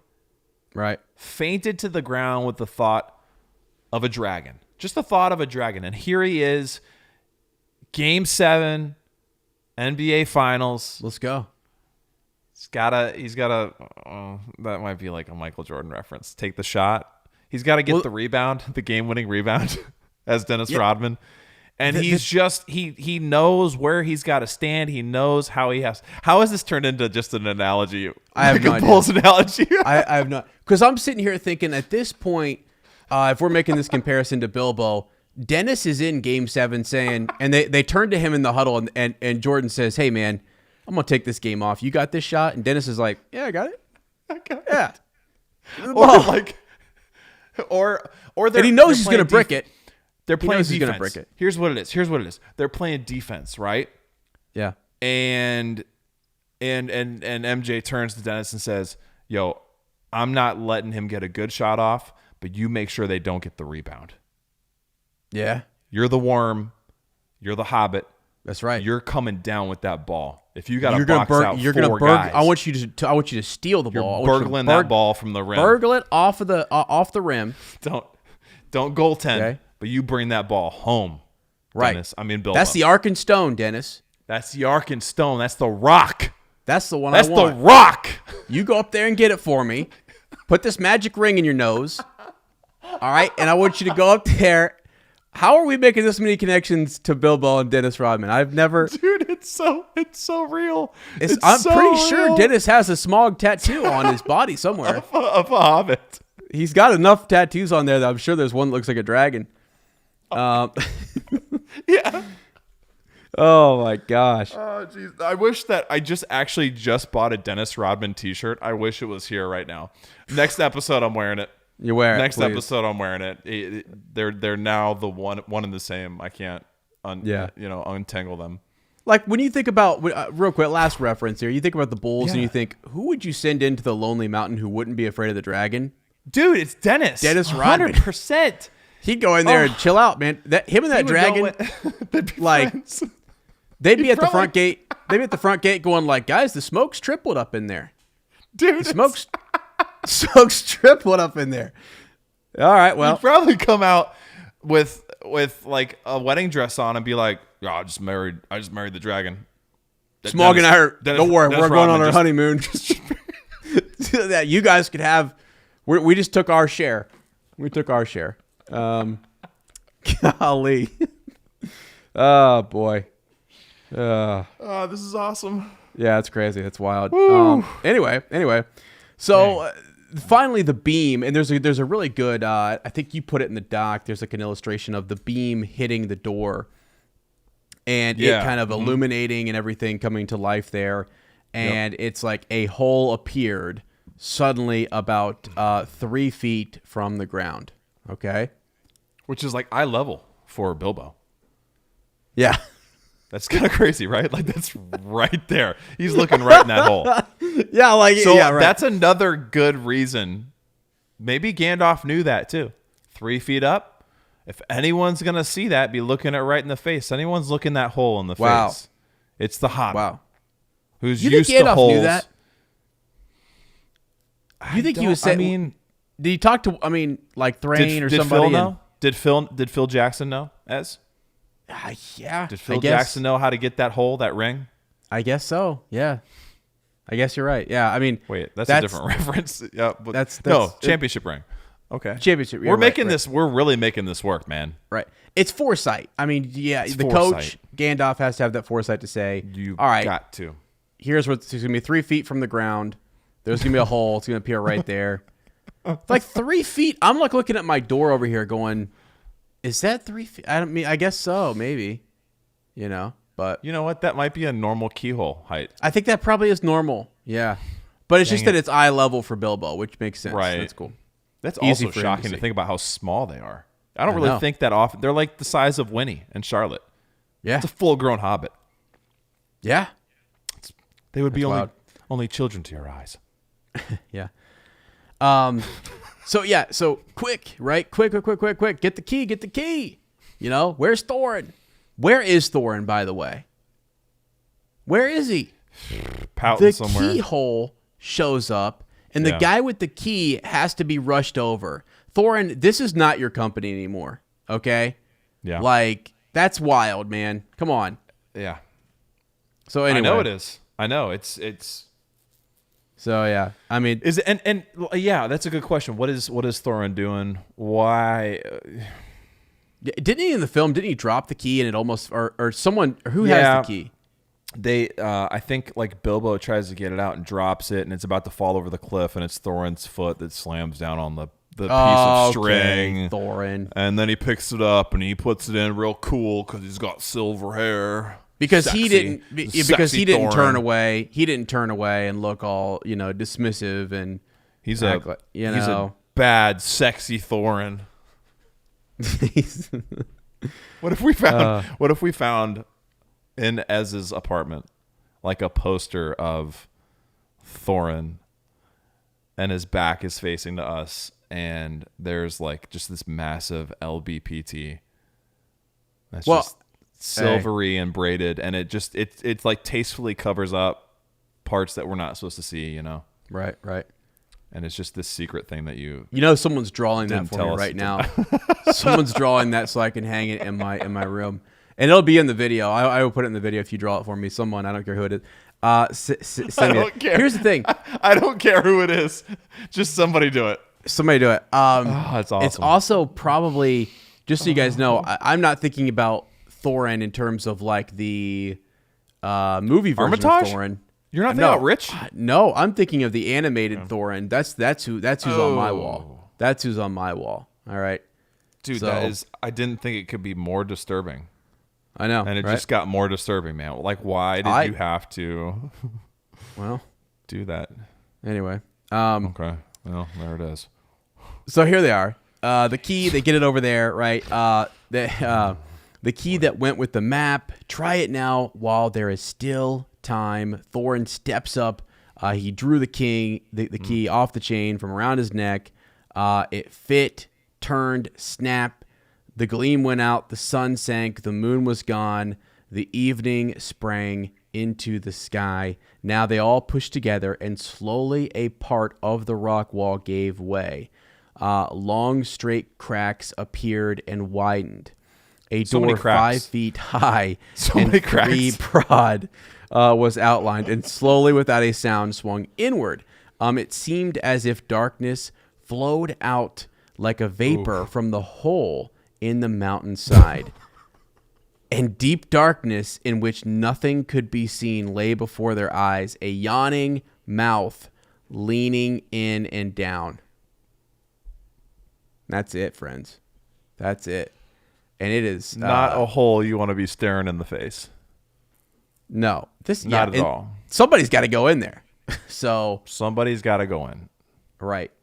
So, yeah. So next chapter, inside information, meaning someone's got to go in there and get some information. Man. In this next chapter. But it's gonna be Dennis. Send Dennis in. Yeah. The worm. Honestly. Might as well. I mean, you might as well. So, friends, there you go. I mean, you didn't think you needed a Dennis Rodman connection. I know some people are going to be irate about that, and I'm sorry. You know what though? Like I don't. Yeah, you're probably right. I think a lot of people probably won't like that. But honestly, like I truly do love Dennis Rodman. But it's probably because a lot of people don't. Oh, okay. Taking full credit for the Dennis Rodman. Now you're taking credit for Dennis Rodman? Okay. Absolutely. I said Phil Jackson first, so kiss my butt. All right. Okay. All right. Kiss my. Hold on. Let me. Can I do a Tolkien reference real quick? Yeah, sure. No, this is. Kiss my hole in the mountainside, and deep darkness in which nothing could be seen lay before your eyes, a yawning mouth leading in and down. Kiss that. Okay. Wow. Kiss it as. All right. And that's exactly what Dennis would do. What would Dennis do? WWDD. Oh man, someone's going to be irate about that. That's like, fine. That's fine. No one's even heard the episode, and there's already 5 emails in here cussing us out. And one of them is from Dennis Rodman. One of them's from me. Dude, I do want to ask, one of them's from you. Do you know what sound a thrush makes? No, I don't. Are you serious? No, I have no idea. Do you want? I know. Do you want me to do a thrush call for you? Yeah. Cacao, cacao, cacao, Cacao Bliss. Yeah, you know what time it is. You know what time it is. Sometimes it's time for wings. Sometimes it's time for, I don't know, something else. Tolkien time. But right now, it's time for you to go get some Earth Echo Cacao Bliss. And here's the awesome thing, okay? Here's the awesome thing about Earth Echo, Mindful Health, Danette May, Cacao Bliss, not Bless. Cacao Bliss is something else. Cacao Bliss. Here's the awesome thing about it, all right? You get it for 15% off when you go to earthechofoods.com/Minute Media. Thank you to our parent, Minute Media parent, our fan-sided mommy and daddy. When you use the promo code MINUTE15, you get 15% off this bad boy or whatever you order. This stuff is so good. Oh no. Go to YouTube. Pause it right now and go to YouTube. This stuff is so good. Danette, this is for you. All right? Mm-hmm. This is for this. May this Earth echo. What we do in life, Earth echoes in eternity. Wow. Wow. Did that How you go feel? up on camera? No. I think like, you got any water? There any was water. First of all, that is not. Drink some water. Drink some water. Oh my gosh, dude. Please do not go look at the YouTube now. That was very attractive. Very attractive. See, so there was some smoke coming out of holes. Yeah. This episode. Okay, I'm going to say it. It's even good like that. It probably does taste good. Actually, I bet it tastes good when you just mix it with water right there, right? It honestly tastes like brownie batter. That's what This stuff is so good. You can spoon it into your mouth, choke on half of it, and eventually get it down your throat, and it's delicious. And here's why. It's made from 100% organic cacao beans that are naturally kissed by that sweet, sweet sun.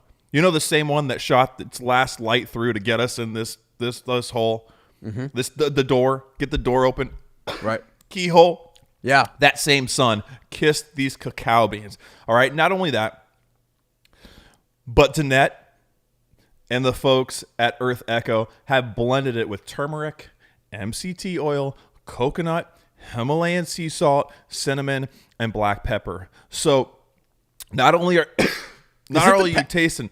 Is it the pepper? That might be the pepper, or it might be the cinnamon, dude. The cinnamon challenge. That's what it is. That's why you're having trouble. Yep. So not only get some water. Not only do you get that sweet, sweet chocolate taste up inside you, but you get fat burning power. You get brain food. You get vegan friendly, keto friendly, vegetarian, paleolithic, whatever you want, man. Wherever you are, it's for you. Go to Earth Echo Food. Go to earthechofoods.com/Minute Media. Minute 15% off. You're going to be thanking me. All right. After you chew it and swallow it, or put it in coffee or like something actually normal. that makes sense. Yeah. Normal. Yeah. Not like something I would do. You're going to be thanking me. And you normally put it in your coffee. I do, but you know what? I mean, apart from like maybe getting some fine crystals on clean laundry that's hanging up out of frame, I don't regret that at all. Well, here's the thing. I don't regret it. All I know is I may need, what was her name? I may need Jamie to clean my teeth pretty thoroughly, but yeah, I'll get my dental hygienist in here to kind of hook me up, bro. Hook me up with a water pick. Get me a water pick. Hold on. Just go. See if we can do this across. Go ahead and open up them teeth right there. Let me just get you. Oh my gosh. So here's the thing.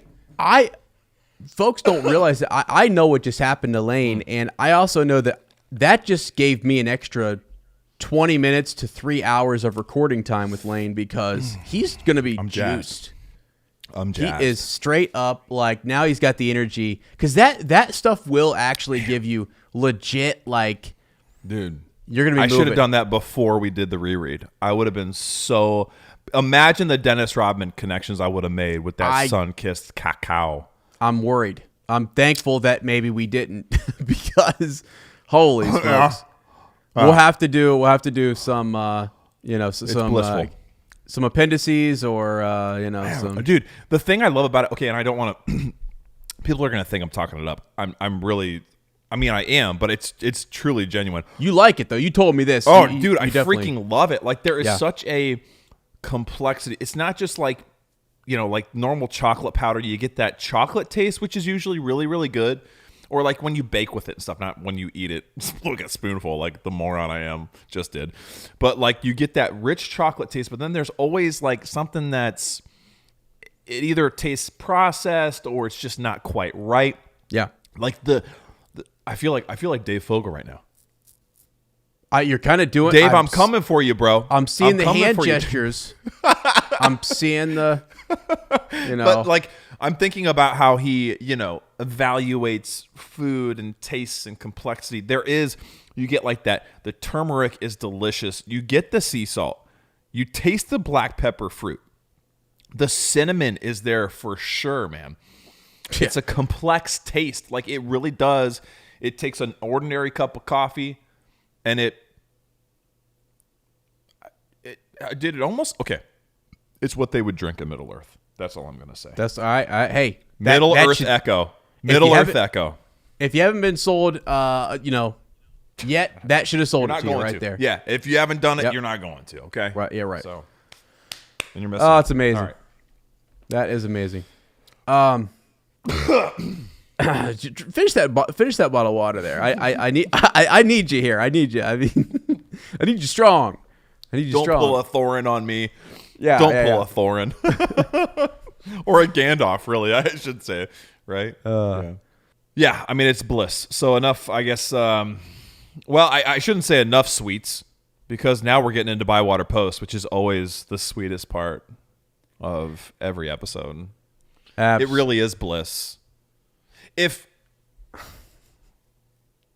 it is. If each episode was just a full supermarket full of superfood elixir blends, then Bywater Post would be Cacao Bliss. There it is. It would makes sense. It would be. What do we have today? We got a couple Tolkien stories, or just one? What are we doing today? Yes, sir. We have a couple. And by the way, friends who are on Discord will know that I was trying to. I'm setting up something kind of fun and special for the changes that have happened with LAP4 and kind of, moving forward with Discord and Patreon and the fellowship tier. We're bringing a lot of cool things back.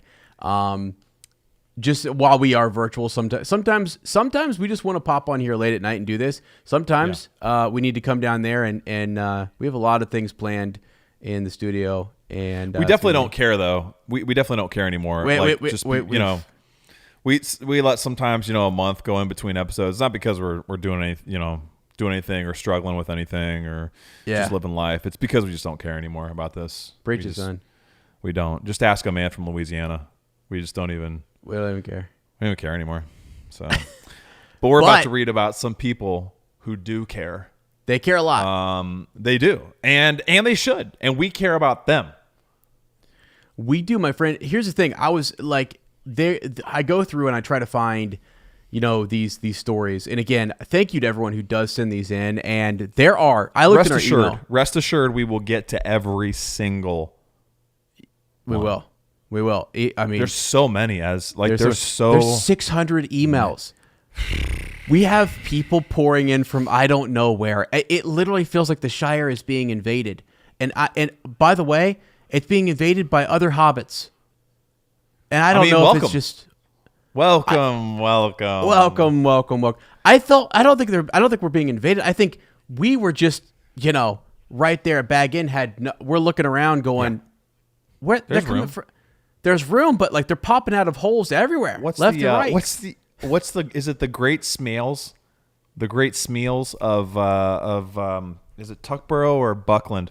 There's just the massive Hobbit hole that has like 144 windows and like the 30 doors. Yeah. That's where we're all moving in. Yeah. We're all we moving in. We do. We need a big place It's a like Hobbit that. compound. That sounds bad. That Wow. sounds like it's some sort of cult. The Hobbit cult. Well, I mean, if there is one, we'll be there. So It'd be the Great Took. The old Took who would lead that up for sure. Although I don't think he's slimy enough. I think he's too good.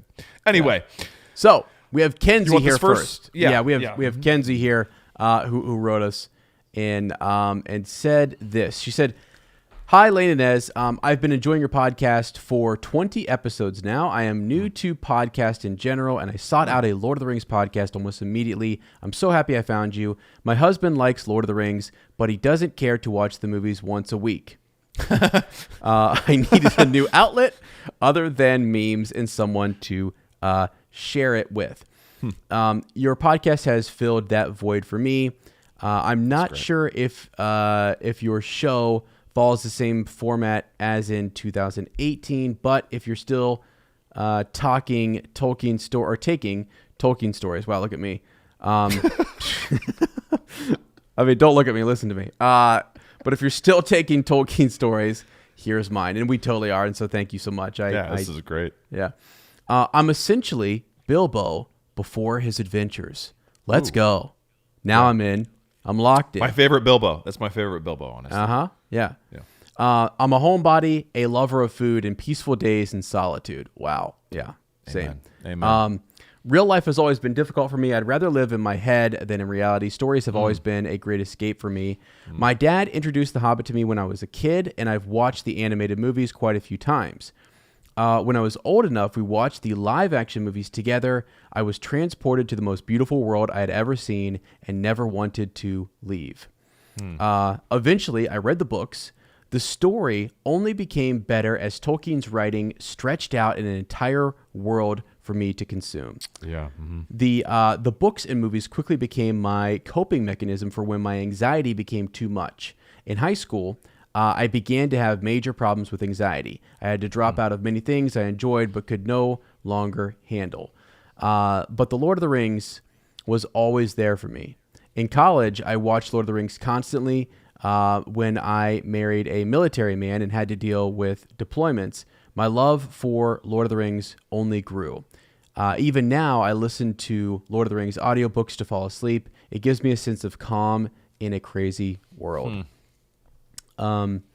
Recently, my husband has been talking about his next duty station. He's trying to get orders in the Middle East, and I would accompany him. The thought of moving across the world for 2 years was really weighing on me. My anxiety was climbing. When I talked to my dad about it, he said, Bilbo wasn't excited for his adventure either, but look how it ended up for him. It sounds silly, but it changed my perspective.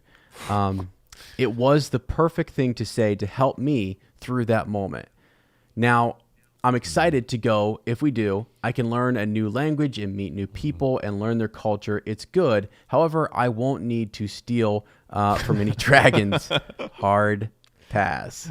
Okay. Yes. I found your podcast before this pandemic madness, and I'm thankful for it. It has allowed me to continue to escape to Middle Earth in a new way with new like-minded friends. I've been avoiding the news. Instead, I've been sewing face masks and listening to you.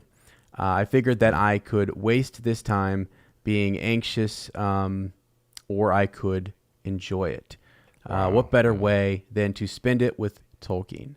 I'm glad to have so many more episodes to catch up. Thanks for making this podcast. At your service, Kenzie. At your service. That's brilliant. That is awesome. That's brilliant. I don't think anyone's ever signed off that way.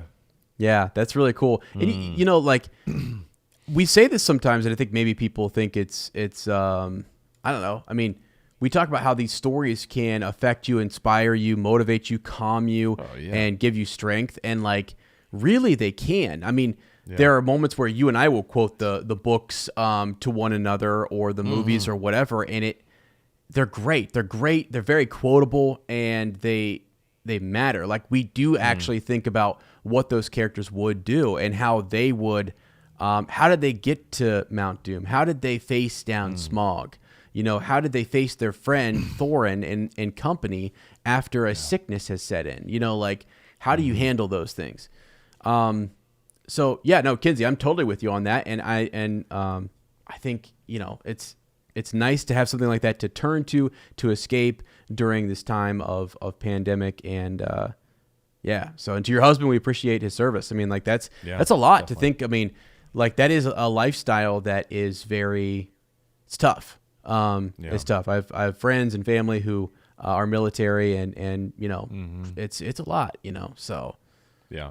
But, and it's a shared, it's a shared burden and responsibility and experience, right? Like you're the whole family in ways I think like some other professions, callings, jobs don't, affect to the same magnitude. You know what I mean? Like uprooting and moving to a different place and everyone going and, and just the way Kenzie looked at it and her dad, just like Gandalf, knowing exactly, just like Phil Jackson, knowing exactly how to communicate something so that she could use it and feel inspired. That it's all in how you look at it. Like Bilbo wasn't.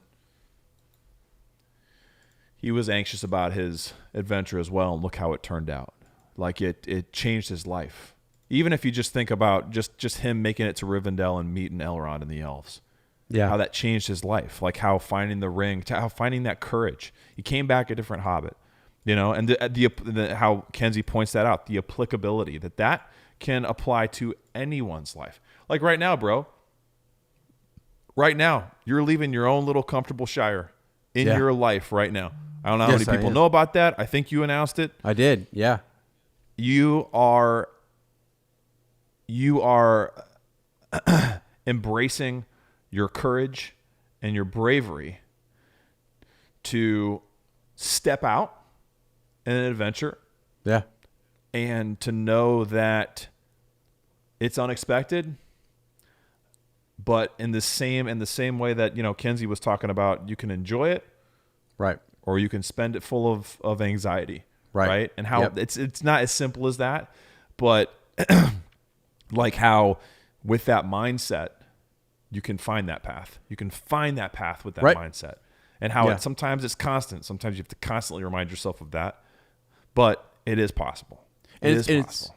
And it's worth it to do that too, though. Like it's worth it, man. That's the thing. And it's good, I think, to listen to people who have gone through something like Kenzie's experiencing that, sharing that. Other people are going, yeah, you know what? I also need to remind myself that whatever it is I'm going through or facing, I can be. Because I think the day and age we live in, and you and your family know this, like anxiety, man, can really just, I don't know, like it's, our minds just sometimes get carried away. And we talk about this, whether it's demons or whatever it might be, trying to the thoughts that creep in there to try to bring us down and try to, we have great things to accomplish. We have great lives. All of us have a part and a piece to kind of play. And it's just like, wow, I want everyone to go as far as they can, do as much as they can, and to be positive and just to continue to progress in life in whatever way that is. And sometimes, we listen, it's tough. And I there's different levels of it. But yeah, it's, if you can listen to other people, find some way to kind of cope. And if Middle Earth's it, I love it. What a great coping mechanism too. Yeah. I mean, all the things I think about that sometimes when there's certain things I get obsessed with or whatever, I'm like, it's not drugs. It's not, something else, another thing that could like cause me to lose everything else, my family, my like everything that I hold dear, my family. I mean, that's it. Like everything else doesn't matter. But there are definitely worse things to be obsessed with than Middle Earth. Like when you're when you're passionate about inspiring things, it only breeds, more good things. Like in you. Yeah, for sure. Yeah. That's awesome, Kenzie. Beautiful. Loved hearing your story. And that's the cool thing too now is when we hear these, like it may sometimes, because there's so many people whose stories we've read, it may take, like if we meet some of you in person someday, or as the Discord starts going again, you can pop into Discord or whatever, it might take a second for our memory to get jogged, because we are just simple hobbits, but there's that seed now where we're like, oh yeah, Kenzie, right, okay, yes, your story was inspiring. It's nice to it's so that it's a continuation of getting to know you all here. It's really cool. Really, honestly, it's a treat for us because we get to know you guys. And girls, and it's amazing. So 100%. All right, our next one is Jan from Jan Ward. Yeah. I wonder if she's distantly related to my Sarah. Okay. She is her grandma and grandpa Ward. Okay. So I think there's like a billion of them though. I finally caught up after listening now for over 2 months. Okay, Jan, I want to ask a question. You listened to every episode in 2 months, or is this a continuation of listening and over the last 2 months you finally caught up? Because if you've binged, Jan, that's impressive. Yep. Well, we might need to send her an Ohio sticker or something. That's somebody might impressive. also need to have a word, because she's probably heard way too much of our voices, because it shouldn't be us. us. I don't know about you, but like after 2.5 hours with me, I don't want to see me or hear me for a while. You know what I'm saying? Yeah. Like that's that's impressive. Hey, I do. I know you do. All right. You will never know how wonderful it is to be able to listen to something as enjoyable as your podcast instead of what has been playing on the radio stations the past month. Wow. I'm able to hear your voices, laugh with you, and gain insights into these incredible books as I go about my daily routine. That's very kind. My first recollection of being aware of The Lord of the Rings and The Hobbit is when my husband-to-be and I were attending Luther College in Decorah, Iowa in the early 1970s. We both devoured the books when we found them, and even went to a couple of meetings of like-minded people at the local pub. A little inklings of her own, okay? No one knew the tunes of the songs in the books, so there were several very creative renditions when we met. It was a fun time, but after college, we kept the books on the shelf, and didn't think about them much for many years. When our girls were old enough, I think I read The Hobbit to them at bedtime, but the trilogy was definitely too long and serious to be part of their lives when they were little. So the books still sat on the shelf until the girls were old enough to read them by themselves. I know my younger daughter was very interested in reading, so by the time the movies started to come out, she was well versed in the Tolkien universe. When we watched the movies, we noticed the changes made by the writers and producers. Some of them were understandable, but some of them were not to our liking. I was so looking forward to seeing a visual representation of Tom Bombadil, right? Yeah. Jan, should have been Robin Williams. Should have been Robin Williams. And Goldberry. Should have been... Man, who would be a good Goldberry? Think about that as. I will. And sorely disappointed when they were missing from the storyline. But all in all, the movies are so well made and beautiful that I suppose we'll forgive them for that omission. Yeah, it is almost. Isn't that amazing how Peter Jackson and his team did that? Like, yeah, they made some. They broke away from some really beloved characters and were like, nah, let them live. They're great. Your podcast has brightened our days and allowed us to relive the wonderful tale we discovered so long ago. As you discuss the chapters, I'm able to return to the world of Middle-earth and believe in elves, dwarves, and hobbits again. Thank you for your dedication to your followers and for keeping us informed about shows coming up. It seems there are lots of things to look forward to in the realm created by Tolkien. We haven't seen the Tolkien movie yet. Oh, Jan, it's so good. So that's next. Loving that Frodo lives, Jan Ward. Jan, that's beautiful. I especially love, obviously, your memories of reading The Hobbit to your girls.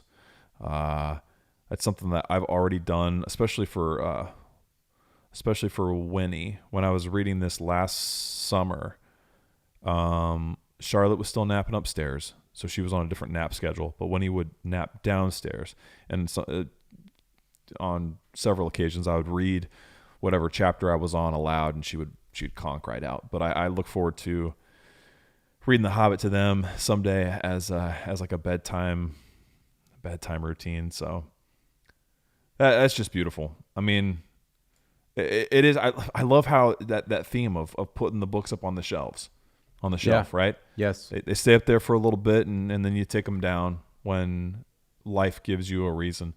I mean, I can totally relate. I mean, we both can relate to that, right? We hadn't read the books for years when we started doing this, and how this has been a reason for us to get the book down and even buy books that we had never read that happen in Middle Earth, and yeah, to brighten our days and allow us to relive the wonderful tales we discovered so long ago. Believe in elves, dwarves, and hobbits again. I mean, that really is. And I think about what C.S. Lewis said about, how he remarked that he found that he got more out of fairy tales as an adult than he did as a kid, because there was more he could put into them, and as a result, he got more out of them. I think it's true. I think that's why these stories resonate and stay with us for so long, and only grow in their, I don't know. You'd think they would get old, right? Yeah. You'd think they'd get old. As I still like laugh/ugly cry every time I hear Elijah Wood and Ian McKellen laugh. At the cart scene at the very beginning of the Fellowship of the Ring.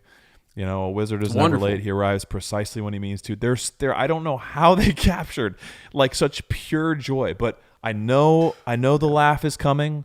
I know the punchline, and to this day, I just thinking about it, I got emotional. I play that scene, and like tears of joy well up. You're like, there was true joy in that moment. Like, in that, what a way. And I think because it takes you back to meeting both those characters, quite possibly the two most important characters in that entire story, right?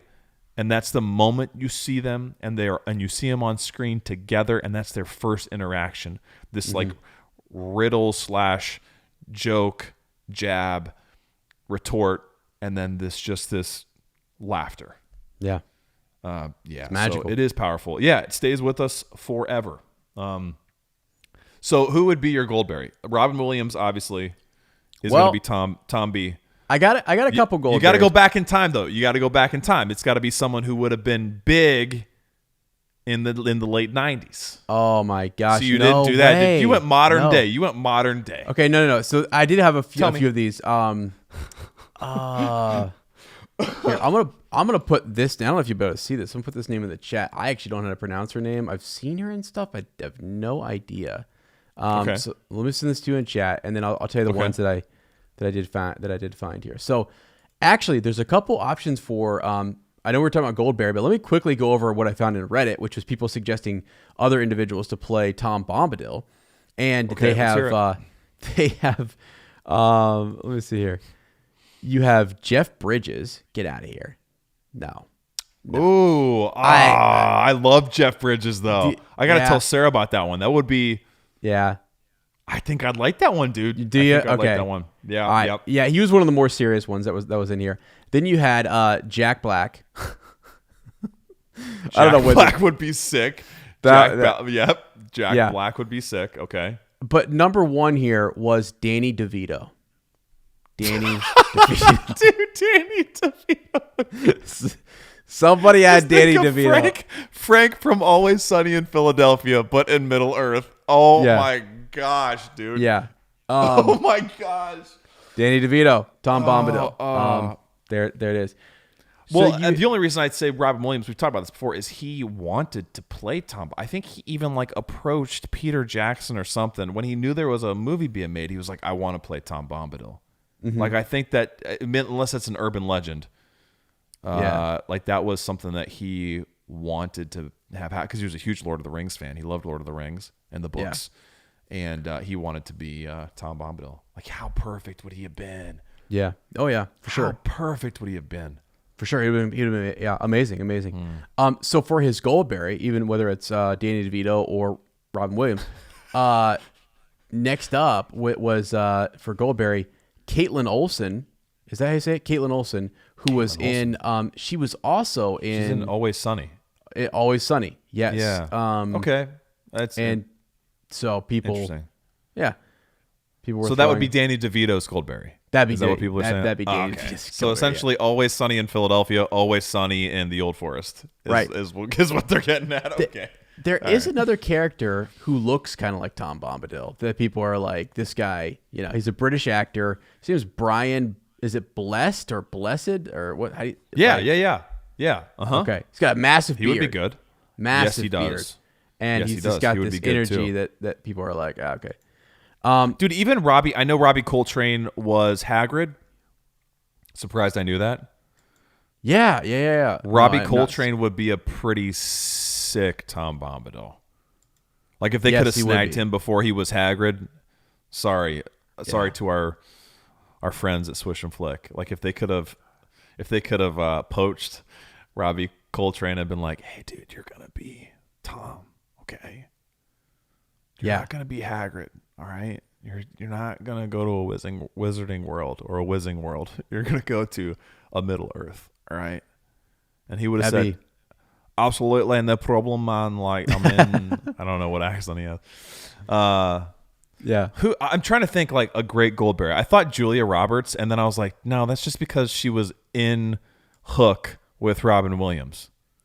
So people are saying if you were to cast her now, there's an Irish actress who people will know. She plays in the movies. Let me see here. Saoirse Rowan. Yeah. Saoirse Rowan. Yep. Yeah.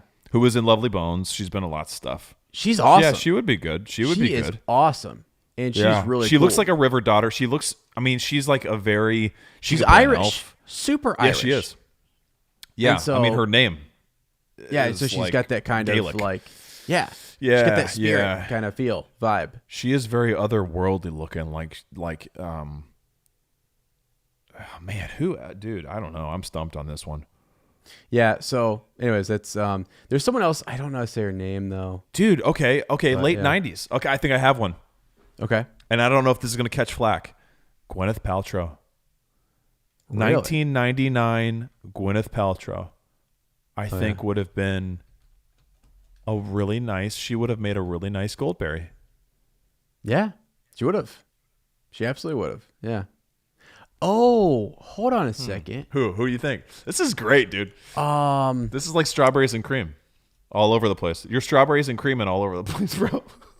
Am I really? Oh my gosh. This is what I used to do. So okay. Back in my heyday, 2 years ago. So her name is Michelle Williams.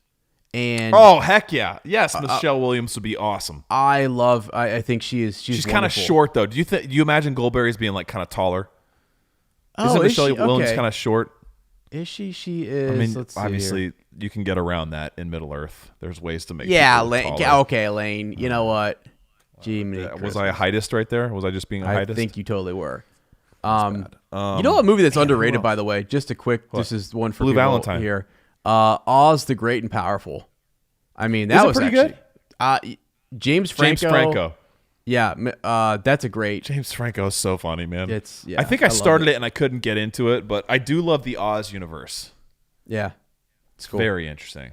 Yeah. Man, I feel like there's maybe like one more. Okay, late 90s. Michelle Pfeiffer. Yeah, for sure. Or even, what's her name? Dude, what's her name? She played, Come on now. Oh. Bring it home. What movie? She played, she was in The Natural.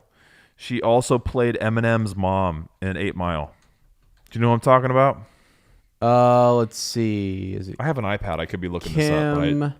Beckinsale, right? Kim Beckinsale. Oh, Kate Basinger. No, Kim Basinger. Yeah, Kim Basinger. Yeah. She'd be a good Goldberry. Yeah. For sure. Would have been a good, in the 90s. Yeah. Late 90s. All right. Anyway. Crazy. Yeah. I think you would have been a great Goldberry too. Man. I think I would have been a great Goldberry too, quite honestly. I like water. You got gold berries, that's for sure. And I got the water. I like I got the blue eye, water. Oh, okay.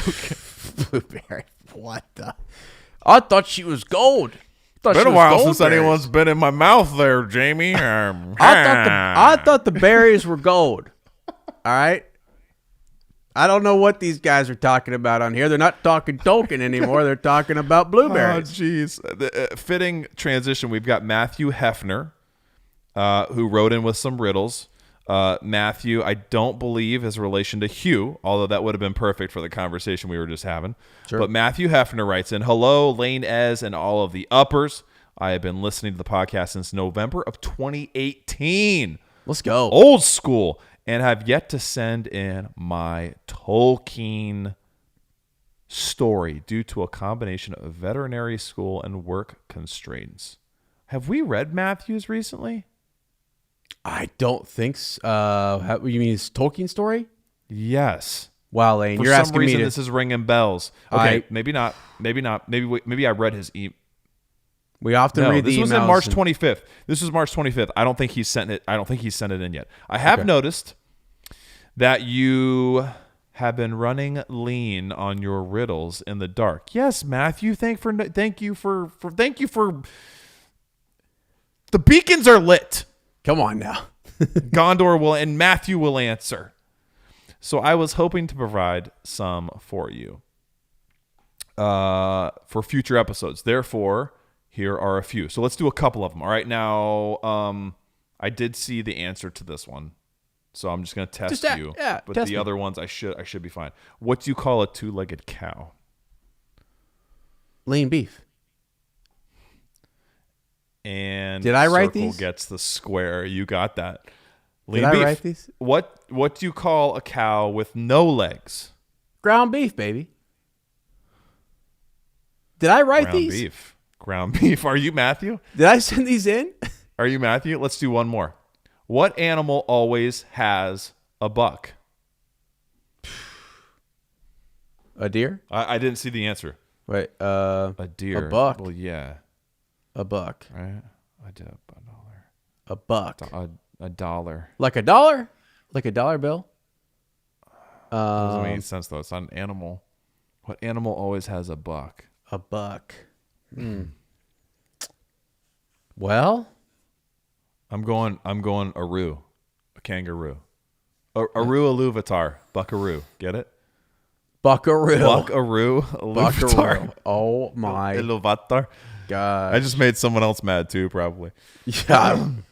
That's what we do on this show. How dare you sacrilege Aru? How dare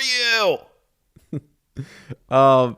Use his name in vain. What do you think? I'm going with Bambi. I don't know. I'm going with George. George. Tell me. Always is a buck. A deer. That's what I said. I know. I don't get that one. Did I write these? Matthew, I don't get that one. What animal always has... Oh, okay. It means it's like what animal always has a dollar? A deer. Yeah. A buck. I was thinking quite literally. Oh, yeah. I'm the worst at riddles, bro. I am the worst at riddles. Me too. You want Me to too. do another one or you want to save some? I do think we have someone else who sent... Yes. Oh, we can save them. Salvatore Colossi also wrote in some riddles. Let's blow through Matthew's. Okay. Give it to me. I shouldn't have said it like that, but Go he's ahead. a Hefner. He'll understand what I mean. Oh, why did the chicken and duck get in trouble? They were trying to cross the road. Why the chicken and duck? The chicken and the duck. Oh, this is hilarious. No. This is a really good pun. The chicken and the duck get in trouble. This is great. This is a good one. I don't know. Tell it to me. Because of their fowl, Fowl language. Oh they're gosh, birds. they're birds. They're foul. I love language. a good pun. I That's love a good pun. I like that too. All right. That's all of them. So they definitely are not difficult riddles. Wow, thanks. I like those. Thanks, Matthew. That makes me. I wouldn't have gotten any of them. Okay, not even the lean beef. And I've heard that one before. Yeah. They're not difficult riddles, but as a veterinarian, I wanted to stick with the animal theme. Let's go. You know what? Beorn would approve. Bayonne would have been all about those. Yeah. Your podcast helped me manage the stress of veterinary school in Raleigh, North Carolina, as well as allowing me to adapt to my new surroundings in Southern California. Okay. Okay. That sounds really nice right now. Sarah and I met and got engaged in San Diego. So, thank you so much for all that you do. Maybe one day I will manage to send in my Tolkien story. Best, Matthew Hefner. Matthew, you better. Yeah. No, that sounded threatening. No. Whenever you're ready, take your send time. the story in. We can't wait. Right. Again, so it just blows me away when people are listening to us when they're doing really important things. Yeah. Wouldn't you think listening to the both of us when you're doing really important things would almost be the opposite of inspiring? Wouldn't it cause you to mess up? I don't know. I also think too, are they, well, yeah. I don't know, man. I don't know.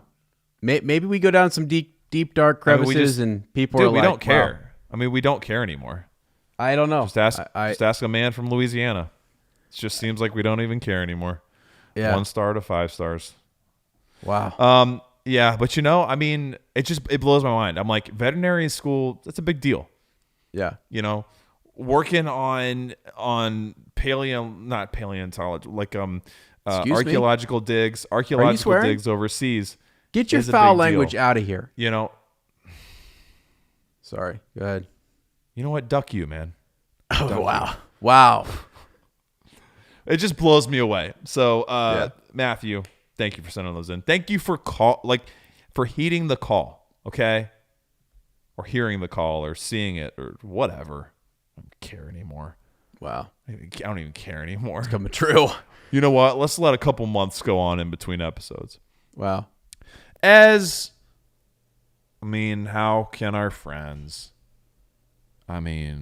share, load? Well, first of all, in case you noticed the disruption in the lighting over there, I have no lights and my lights are blinking back here because the power on the Enterprise just completely shut down. I have no idea. Can I ask you if slight weapons malfunction? Was it as dark as that hole they were staring into? Dude, the darkness seemed to flow out of it. Is that what you were experiencing? I'm hoping that Scary. at the very end of that Zoom video, you just froze. You just froze for sure. I froze. I was hoping it would just went all dark and you could edit it to do that. I guess I'll do that. Sorry, power outage. Sometimes when you record 3 hours, you end up sucking all the power of the neighborhood. So, anyways, what if that was the reason? What if that was? What if I shut down everybody in this complex and they're like, you literally melted the grid? It's nuts. Crazy. Anyway, hey, Tolkien to share the load. Again. Yeah. To share the load, as we said at the top of the show, we reformatted Patreon. We're super pumped about that. We get the fellowship tier. Everything is in there. I went in and I relabeled everything and I got everything kind of squared away and marked underneath that tier. Also, Discord's coming back. More of these late night chats. You can hang out and just listen to the show live, or you can, hang out before and afterwards. And we kind of shoot the night breeze in there on Discord. So that is a fun way to do that. And again, I want to do this because it's funny. Shout out to my sister, Sarah, for the other day. She was on the couch when I was doing this, came across the old Chipotle story, the young boy, the young lad at Chipotle who has been, Poor soul. Immortalized. He's been immortalized. I'm waiting for him to write in one day and say, I'm still waiting for you to, do something about the lettuce that was never put in my bowl. Stand up for me. What if he sues you for infamy, like for defamation and damages? I don't even know I have no idea. Who knows? Well, do you though? He's gonna write into the show now. Is the boy you? 15 people wrote into the show from the moment. Look at this. We got 15. Dude, what if it was an existential,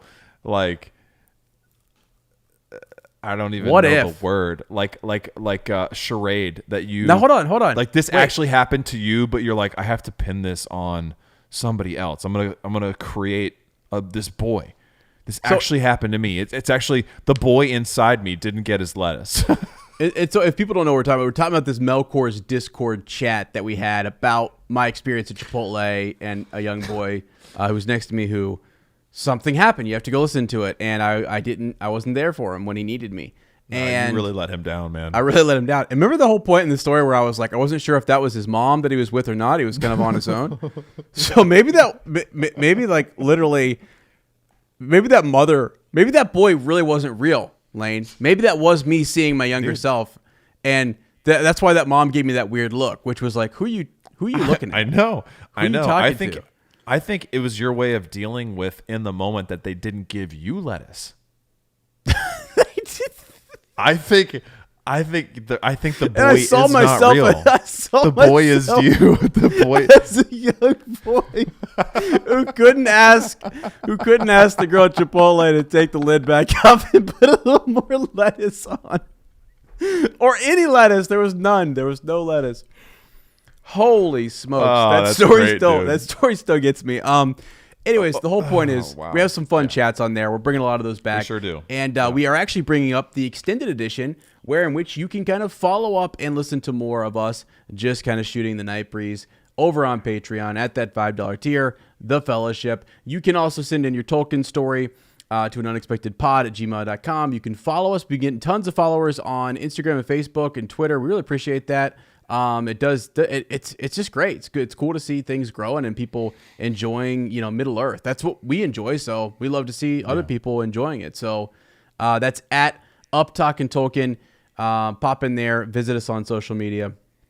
We don't ever post there anymore. Go check out Bob Walk though. Go check out Bob Walk. Bob. Yeah, it's pretty cool. The true inspiration and motivation for Frodo Baggins. Also, can I say too, real quick? So we mentioned this, and we're going to talk about it more. But like, I am on a journey. So yes, I could legit if you want to support me. I don't care. Like, even if it's just sending in content, or I enjoy the encouragement. I really am thankful for people who I sent out something to our patrons, and the feedback was literally amazing. It was amazing. It was amazing. God bless all of you. Yeah, God bless y'all, because I can't thank you guys enough for. I'm taking a different path in life, and I am excited about it. I'm nervous about it, but I don't know. We'll see how it goes. I do kind of feel like Bilbo or Frodo and company kind of stepping out there and taking off, just stepping out my door and, This is, yes. Here's another cool little caveat to that too. People have been clamoring for you to be a full-time podcaster, right? For years now, this has been what people have wanted, and you're kind of like this. This is going for it.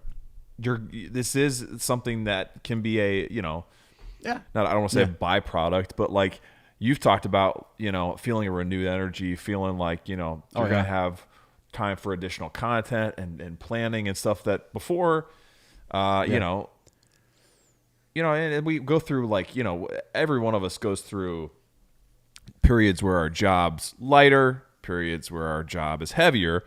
But dude, intervention is a job that it's heavy more often than it's not.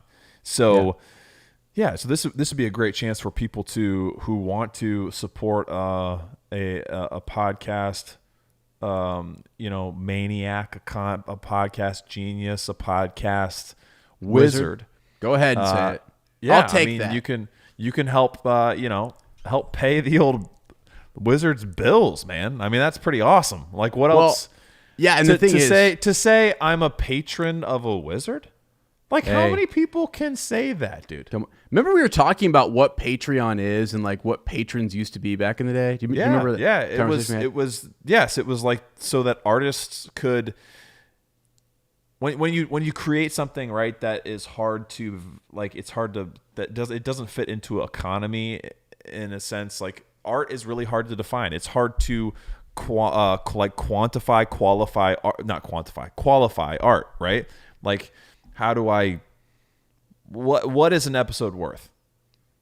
What is an episode worth? What is a painting worth? What is a great public speaker worth? What should a book be worth? Right. You know what I mean? There's a book's a little more understandable because like it you have to create pages and stuff. At least I think anyway. But like, yeah, it's what's Ezra Kirk doing podcast semi full time worth? It's worth a lot. It's worth a lot. Well, here's the thing too, and just so folks know, like, it's not just about like, going to Patreon or, that's where like I think people think like a lot of the that is a way to support the show and to support me and to support us and all that good stuff. But also though, like our new format, and what you've been hearing from us is we want to up the game on YouTube. Like literally going and subscribing on YouTube does help us. Writing a review on Apple will help us. It just helps us, kind of grow and get the word out there, and it brings more people into what I think is a really good community. And I am very happy. I love what you and I are doing in the spirit of what we try to do, buddy. And that's just where we're coming from. And I appreciate the solid feedback we get, and just watching it on YouTube or even just listening and downloading straight up right now, just downloading the episode actually helps us out. So. Yes, it does. There's tons of ways to keep supporting the show and supporting us, and I appreciate it, and you guys are wonderful. And there's more to come on that front. Got some fun adventures I'm going on. I might not be. This wizard might start traveling a little bit. So we'll see. Let's just say there's some bonus content you're not gonna want to miss. Not gonna want to miss. Yeah. We're gonna be bringing back an old fan favorite. Okay. Mm-hmm. We're gonna be bringing the old. Call him in. Yep. He's a right-hander, so it's not as cool as saying bring in the lefty. Bring in that. Jim Nichols is kind of just a lefty. Twisted tongue. Bring in that twisted tongue. Wow. Too far. Got to be a better way to say that one. There's just got to be another way to. Am I retiring already? There's something going on. Can you imagine if that was short-lived? Yeah, guys, I'm going back. Can I get that letter back? The resignation letter? I'm just sorry guys, my bad. We're fine. No, but hey, share the load, help us out, go subscribe on YouTube, all those good things. Send in those Tolkien stories, guys. We're pumped. A lot more content coming. Big changes happening here on an unexpected podcast. Lane and I are pumped. Can't wait to see this guy here probably next week. I think most of May.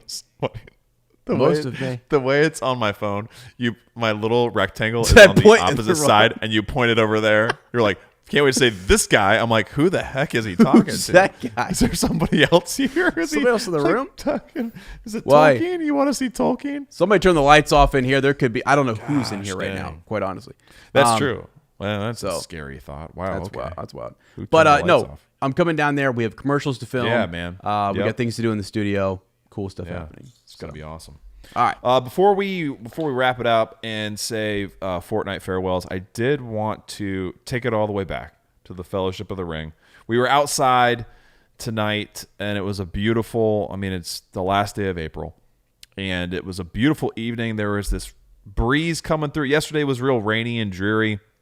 Today there was some crazy scattered showers, but this evening was gorgeous. The light was striking in such a way, and the clouds were like just dazzling from above, and there was this sweet chilly breeze that was coming through, but the sun was shining, and it brought me all the way back to this. When we first read this, it was the dead of winter, right? And I was like, I remember how that feels. This paragraph that Tolkien wrote describes it perfectly, and it was tonight. Like and I looked at Sarah and I said, this is the exact moment that Tolkien was describing way back in the Fellowship.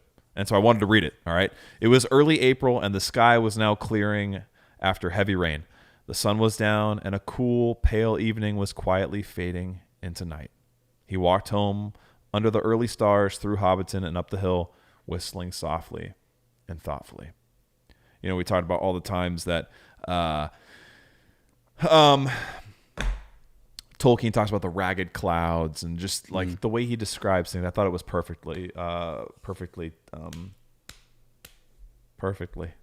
You can just end in a it's okay. So we want to thank you for opening that door and staring down into that big black hole, yes, sir. That chasm. And then, just dealing with the darkness. And again, life imitating art Ez had to deal with some darkness, some deep darkness Yes, that I did. almost sabotaged this entire episode. And this was a great one. Right. This was a great one. There's lots of funny things that happen. We usually don't make great episodes, but tonight was one of those rare times. We're actually crossing our fingers that the episode is actually still recoverable because we don't know if I can even recover the file. So that's I'm gonna have to conjure up some ancient spell work for this. So. Will we call this episode the Arkenstone? Because is it not able to be recovered? I don't know. Can't find it. We'll have to find a Hobbit to figure it out. Next week we'll be getting inside information. Can't wait to see how life imitates art next week. Wow. Exactly. Inside information. Chapter 12. Yeah. Chapter 12. All right. Friends, if you like our podcast, don't forget to subscribe, like us, write a review, leave a comment, or send us a Shadowfax. We'll see you, well, probably in a week. Oh, yeah, I have to whistle. I never, ever miss that cue. Here I am over here whistling my little lips off. Wow. And it only took 90 episodes for me to miss a cue. I'm leaving that in. I am leaving that in. There is no redos on this podcast. Yeah, well. There's only one person who really knows. And that's Bill Mo.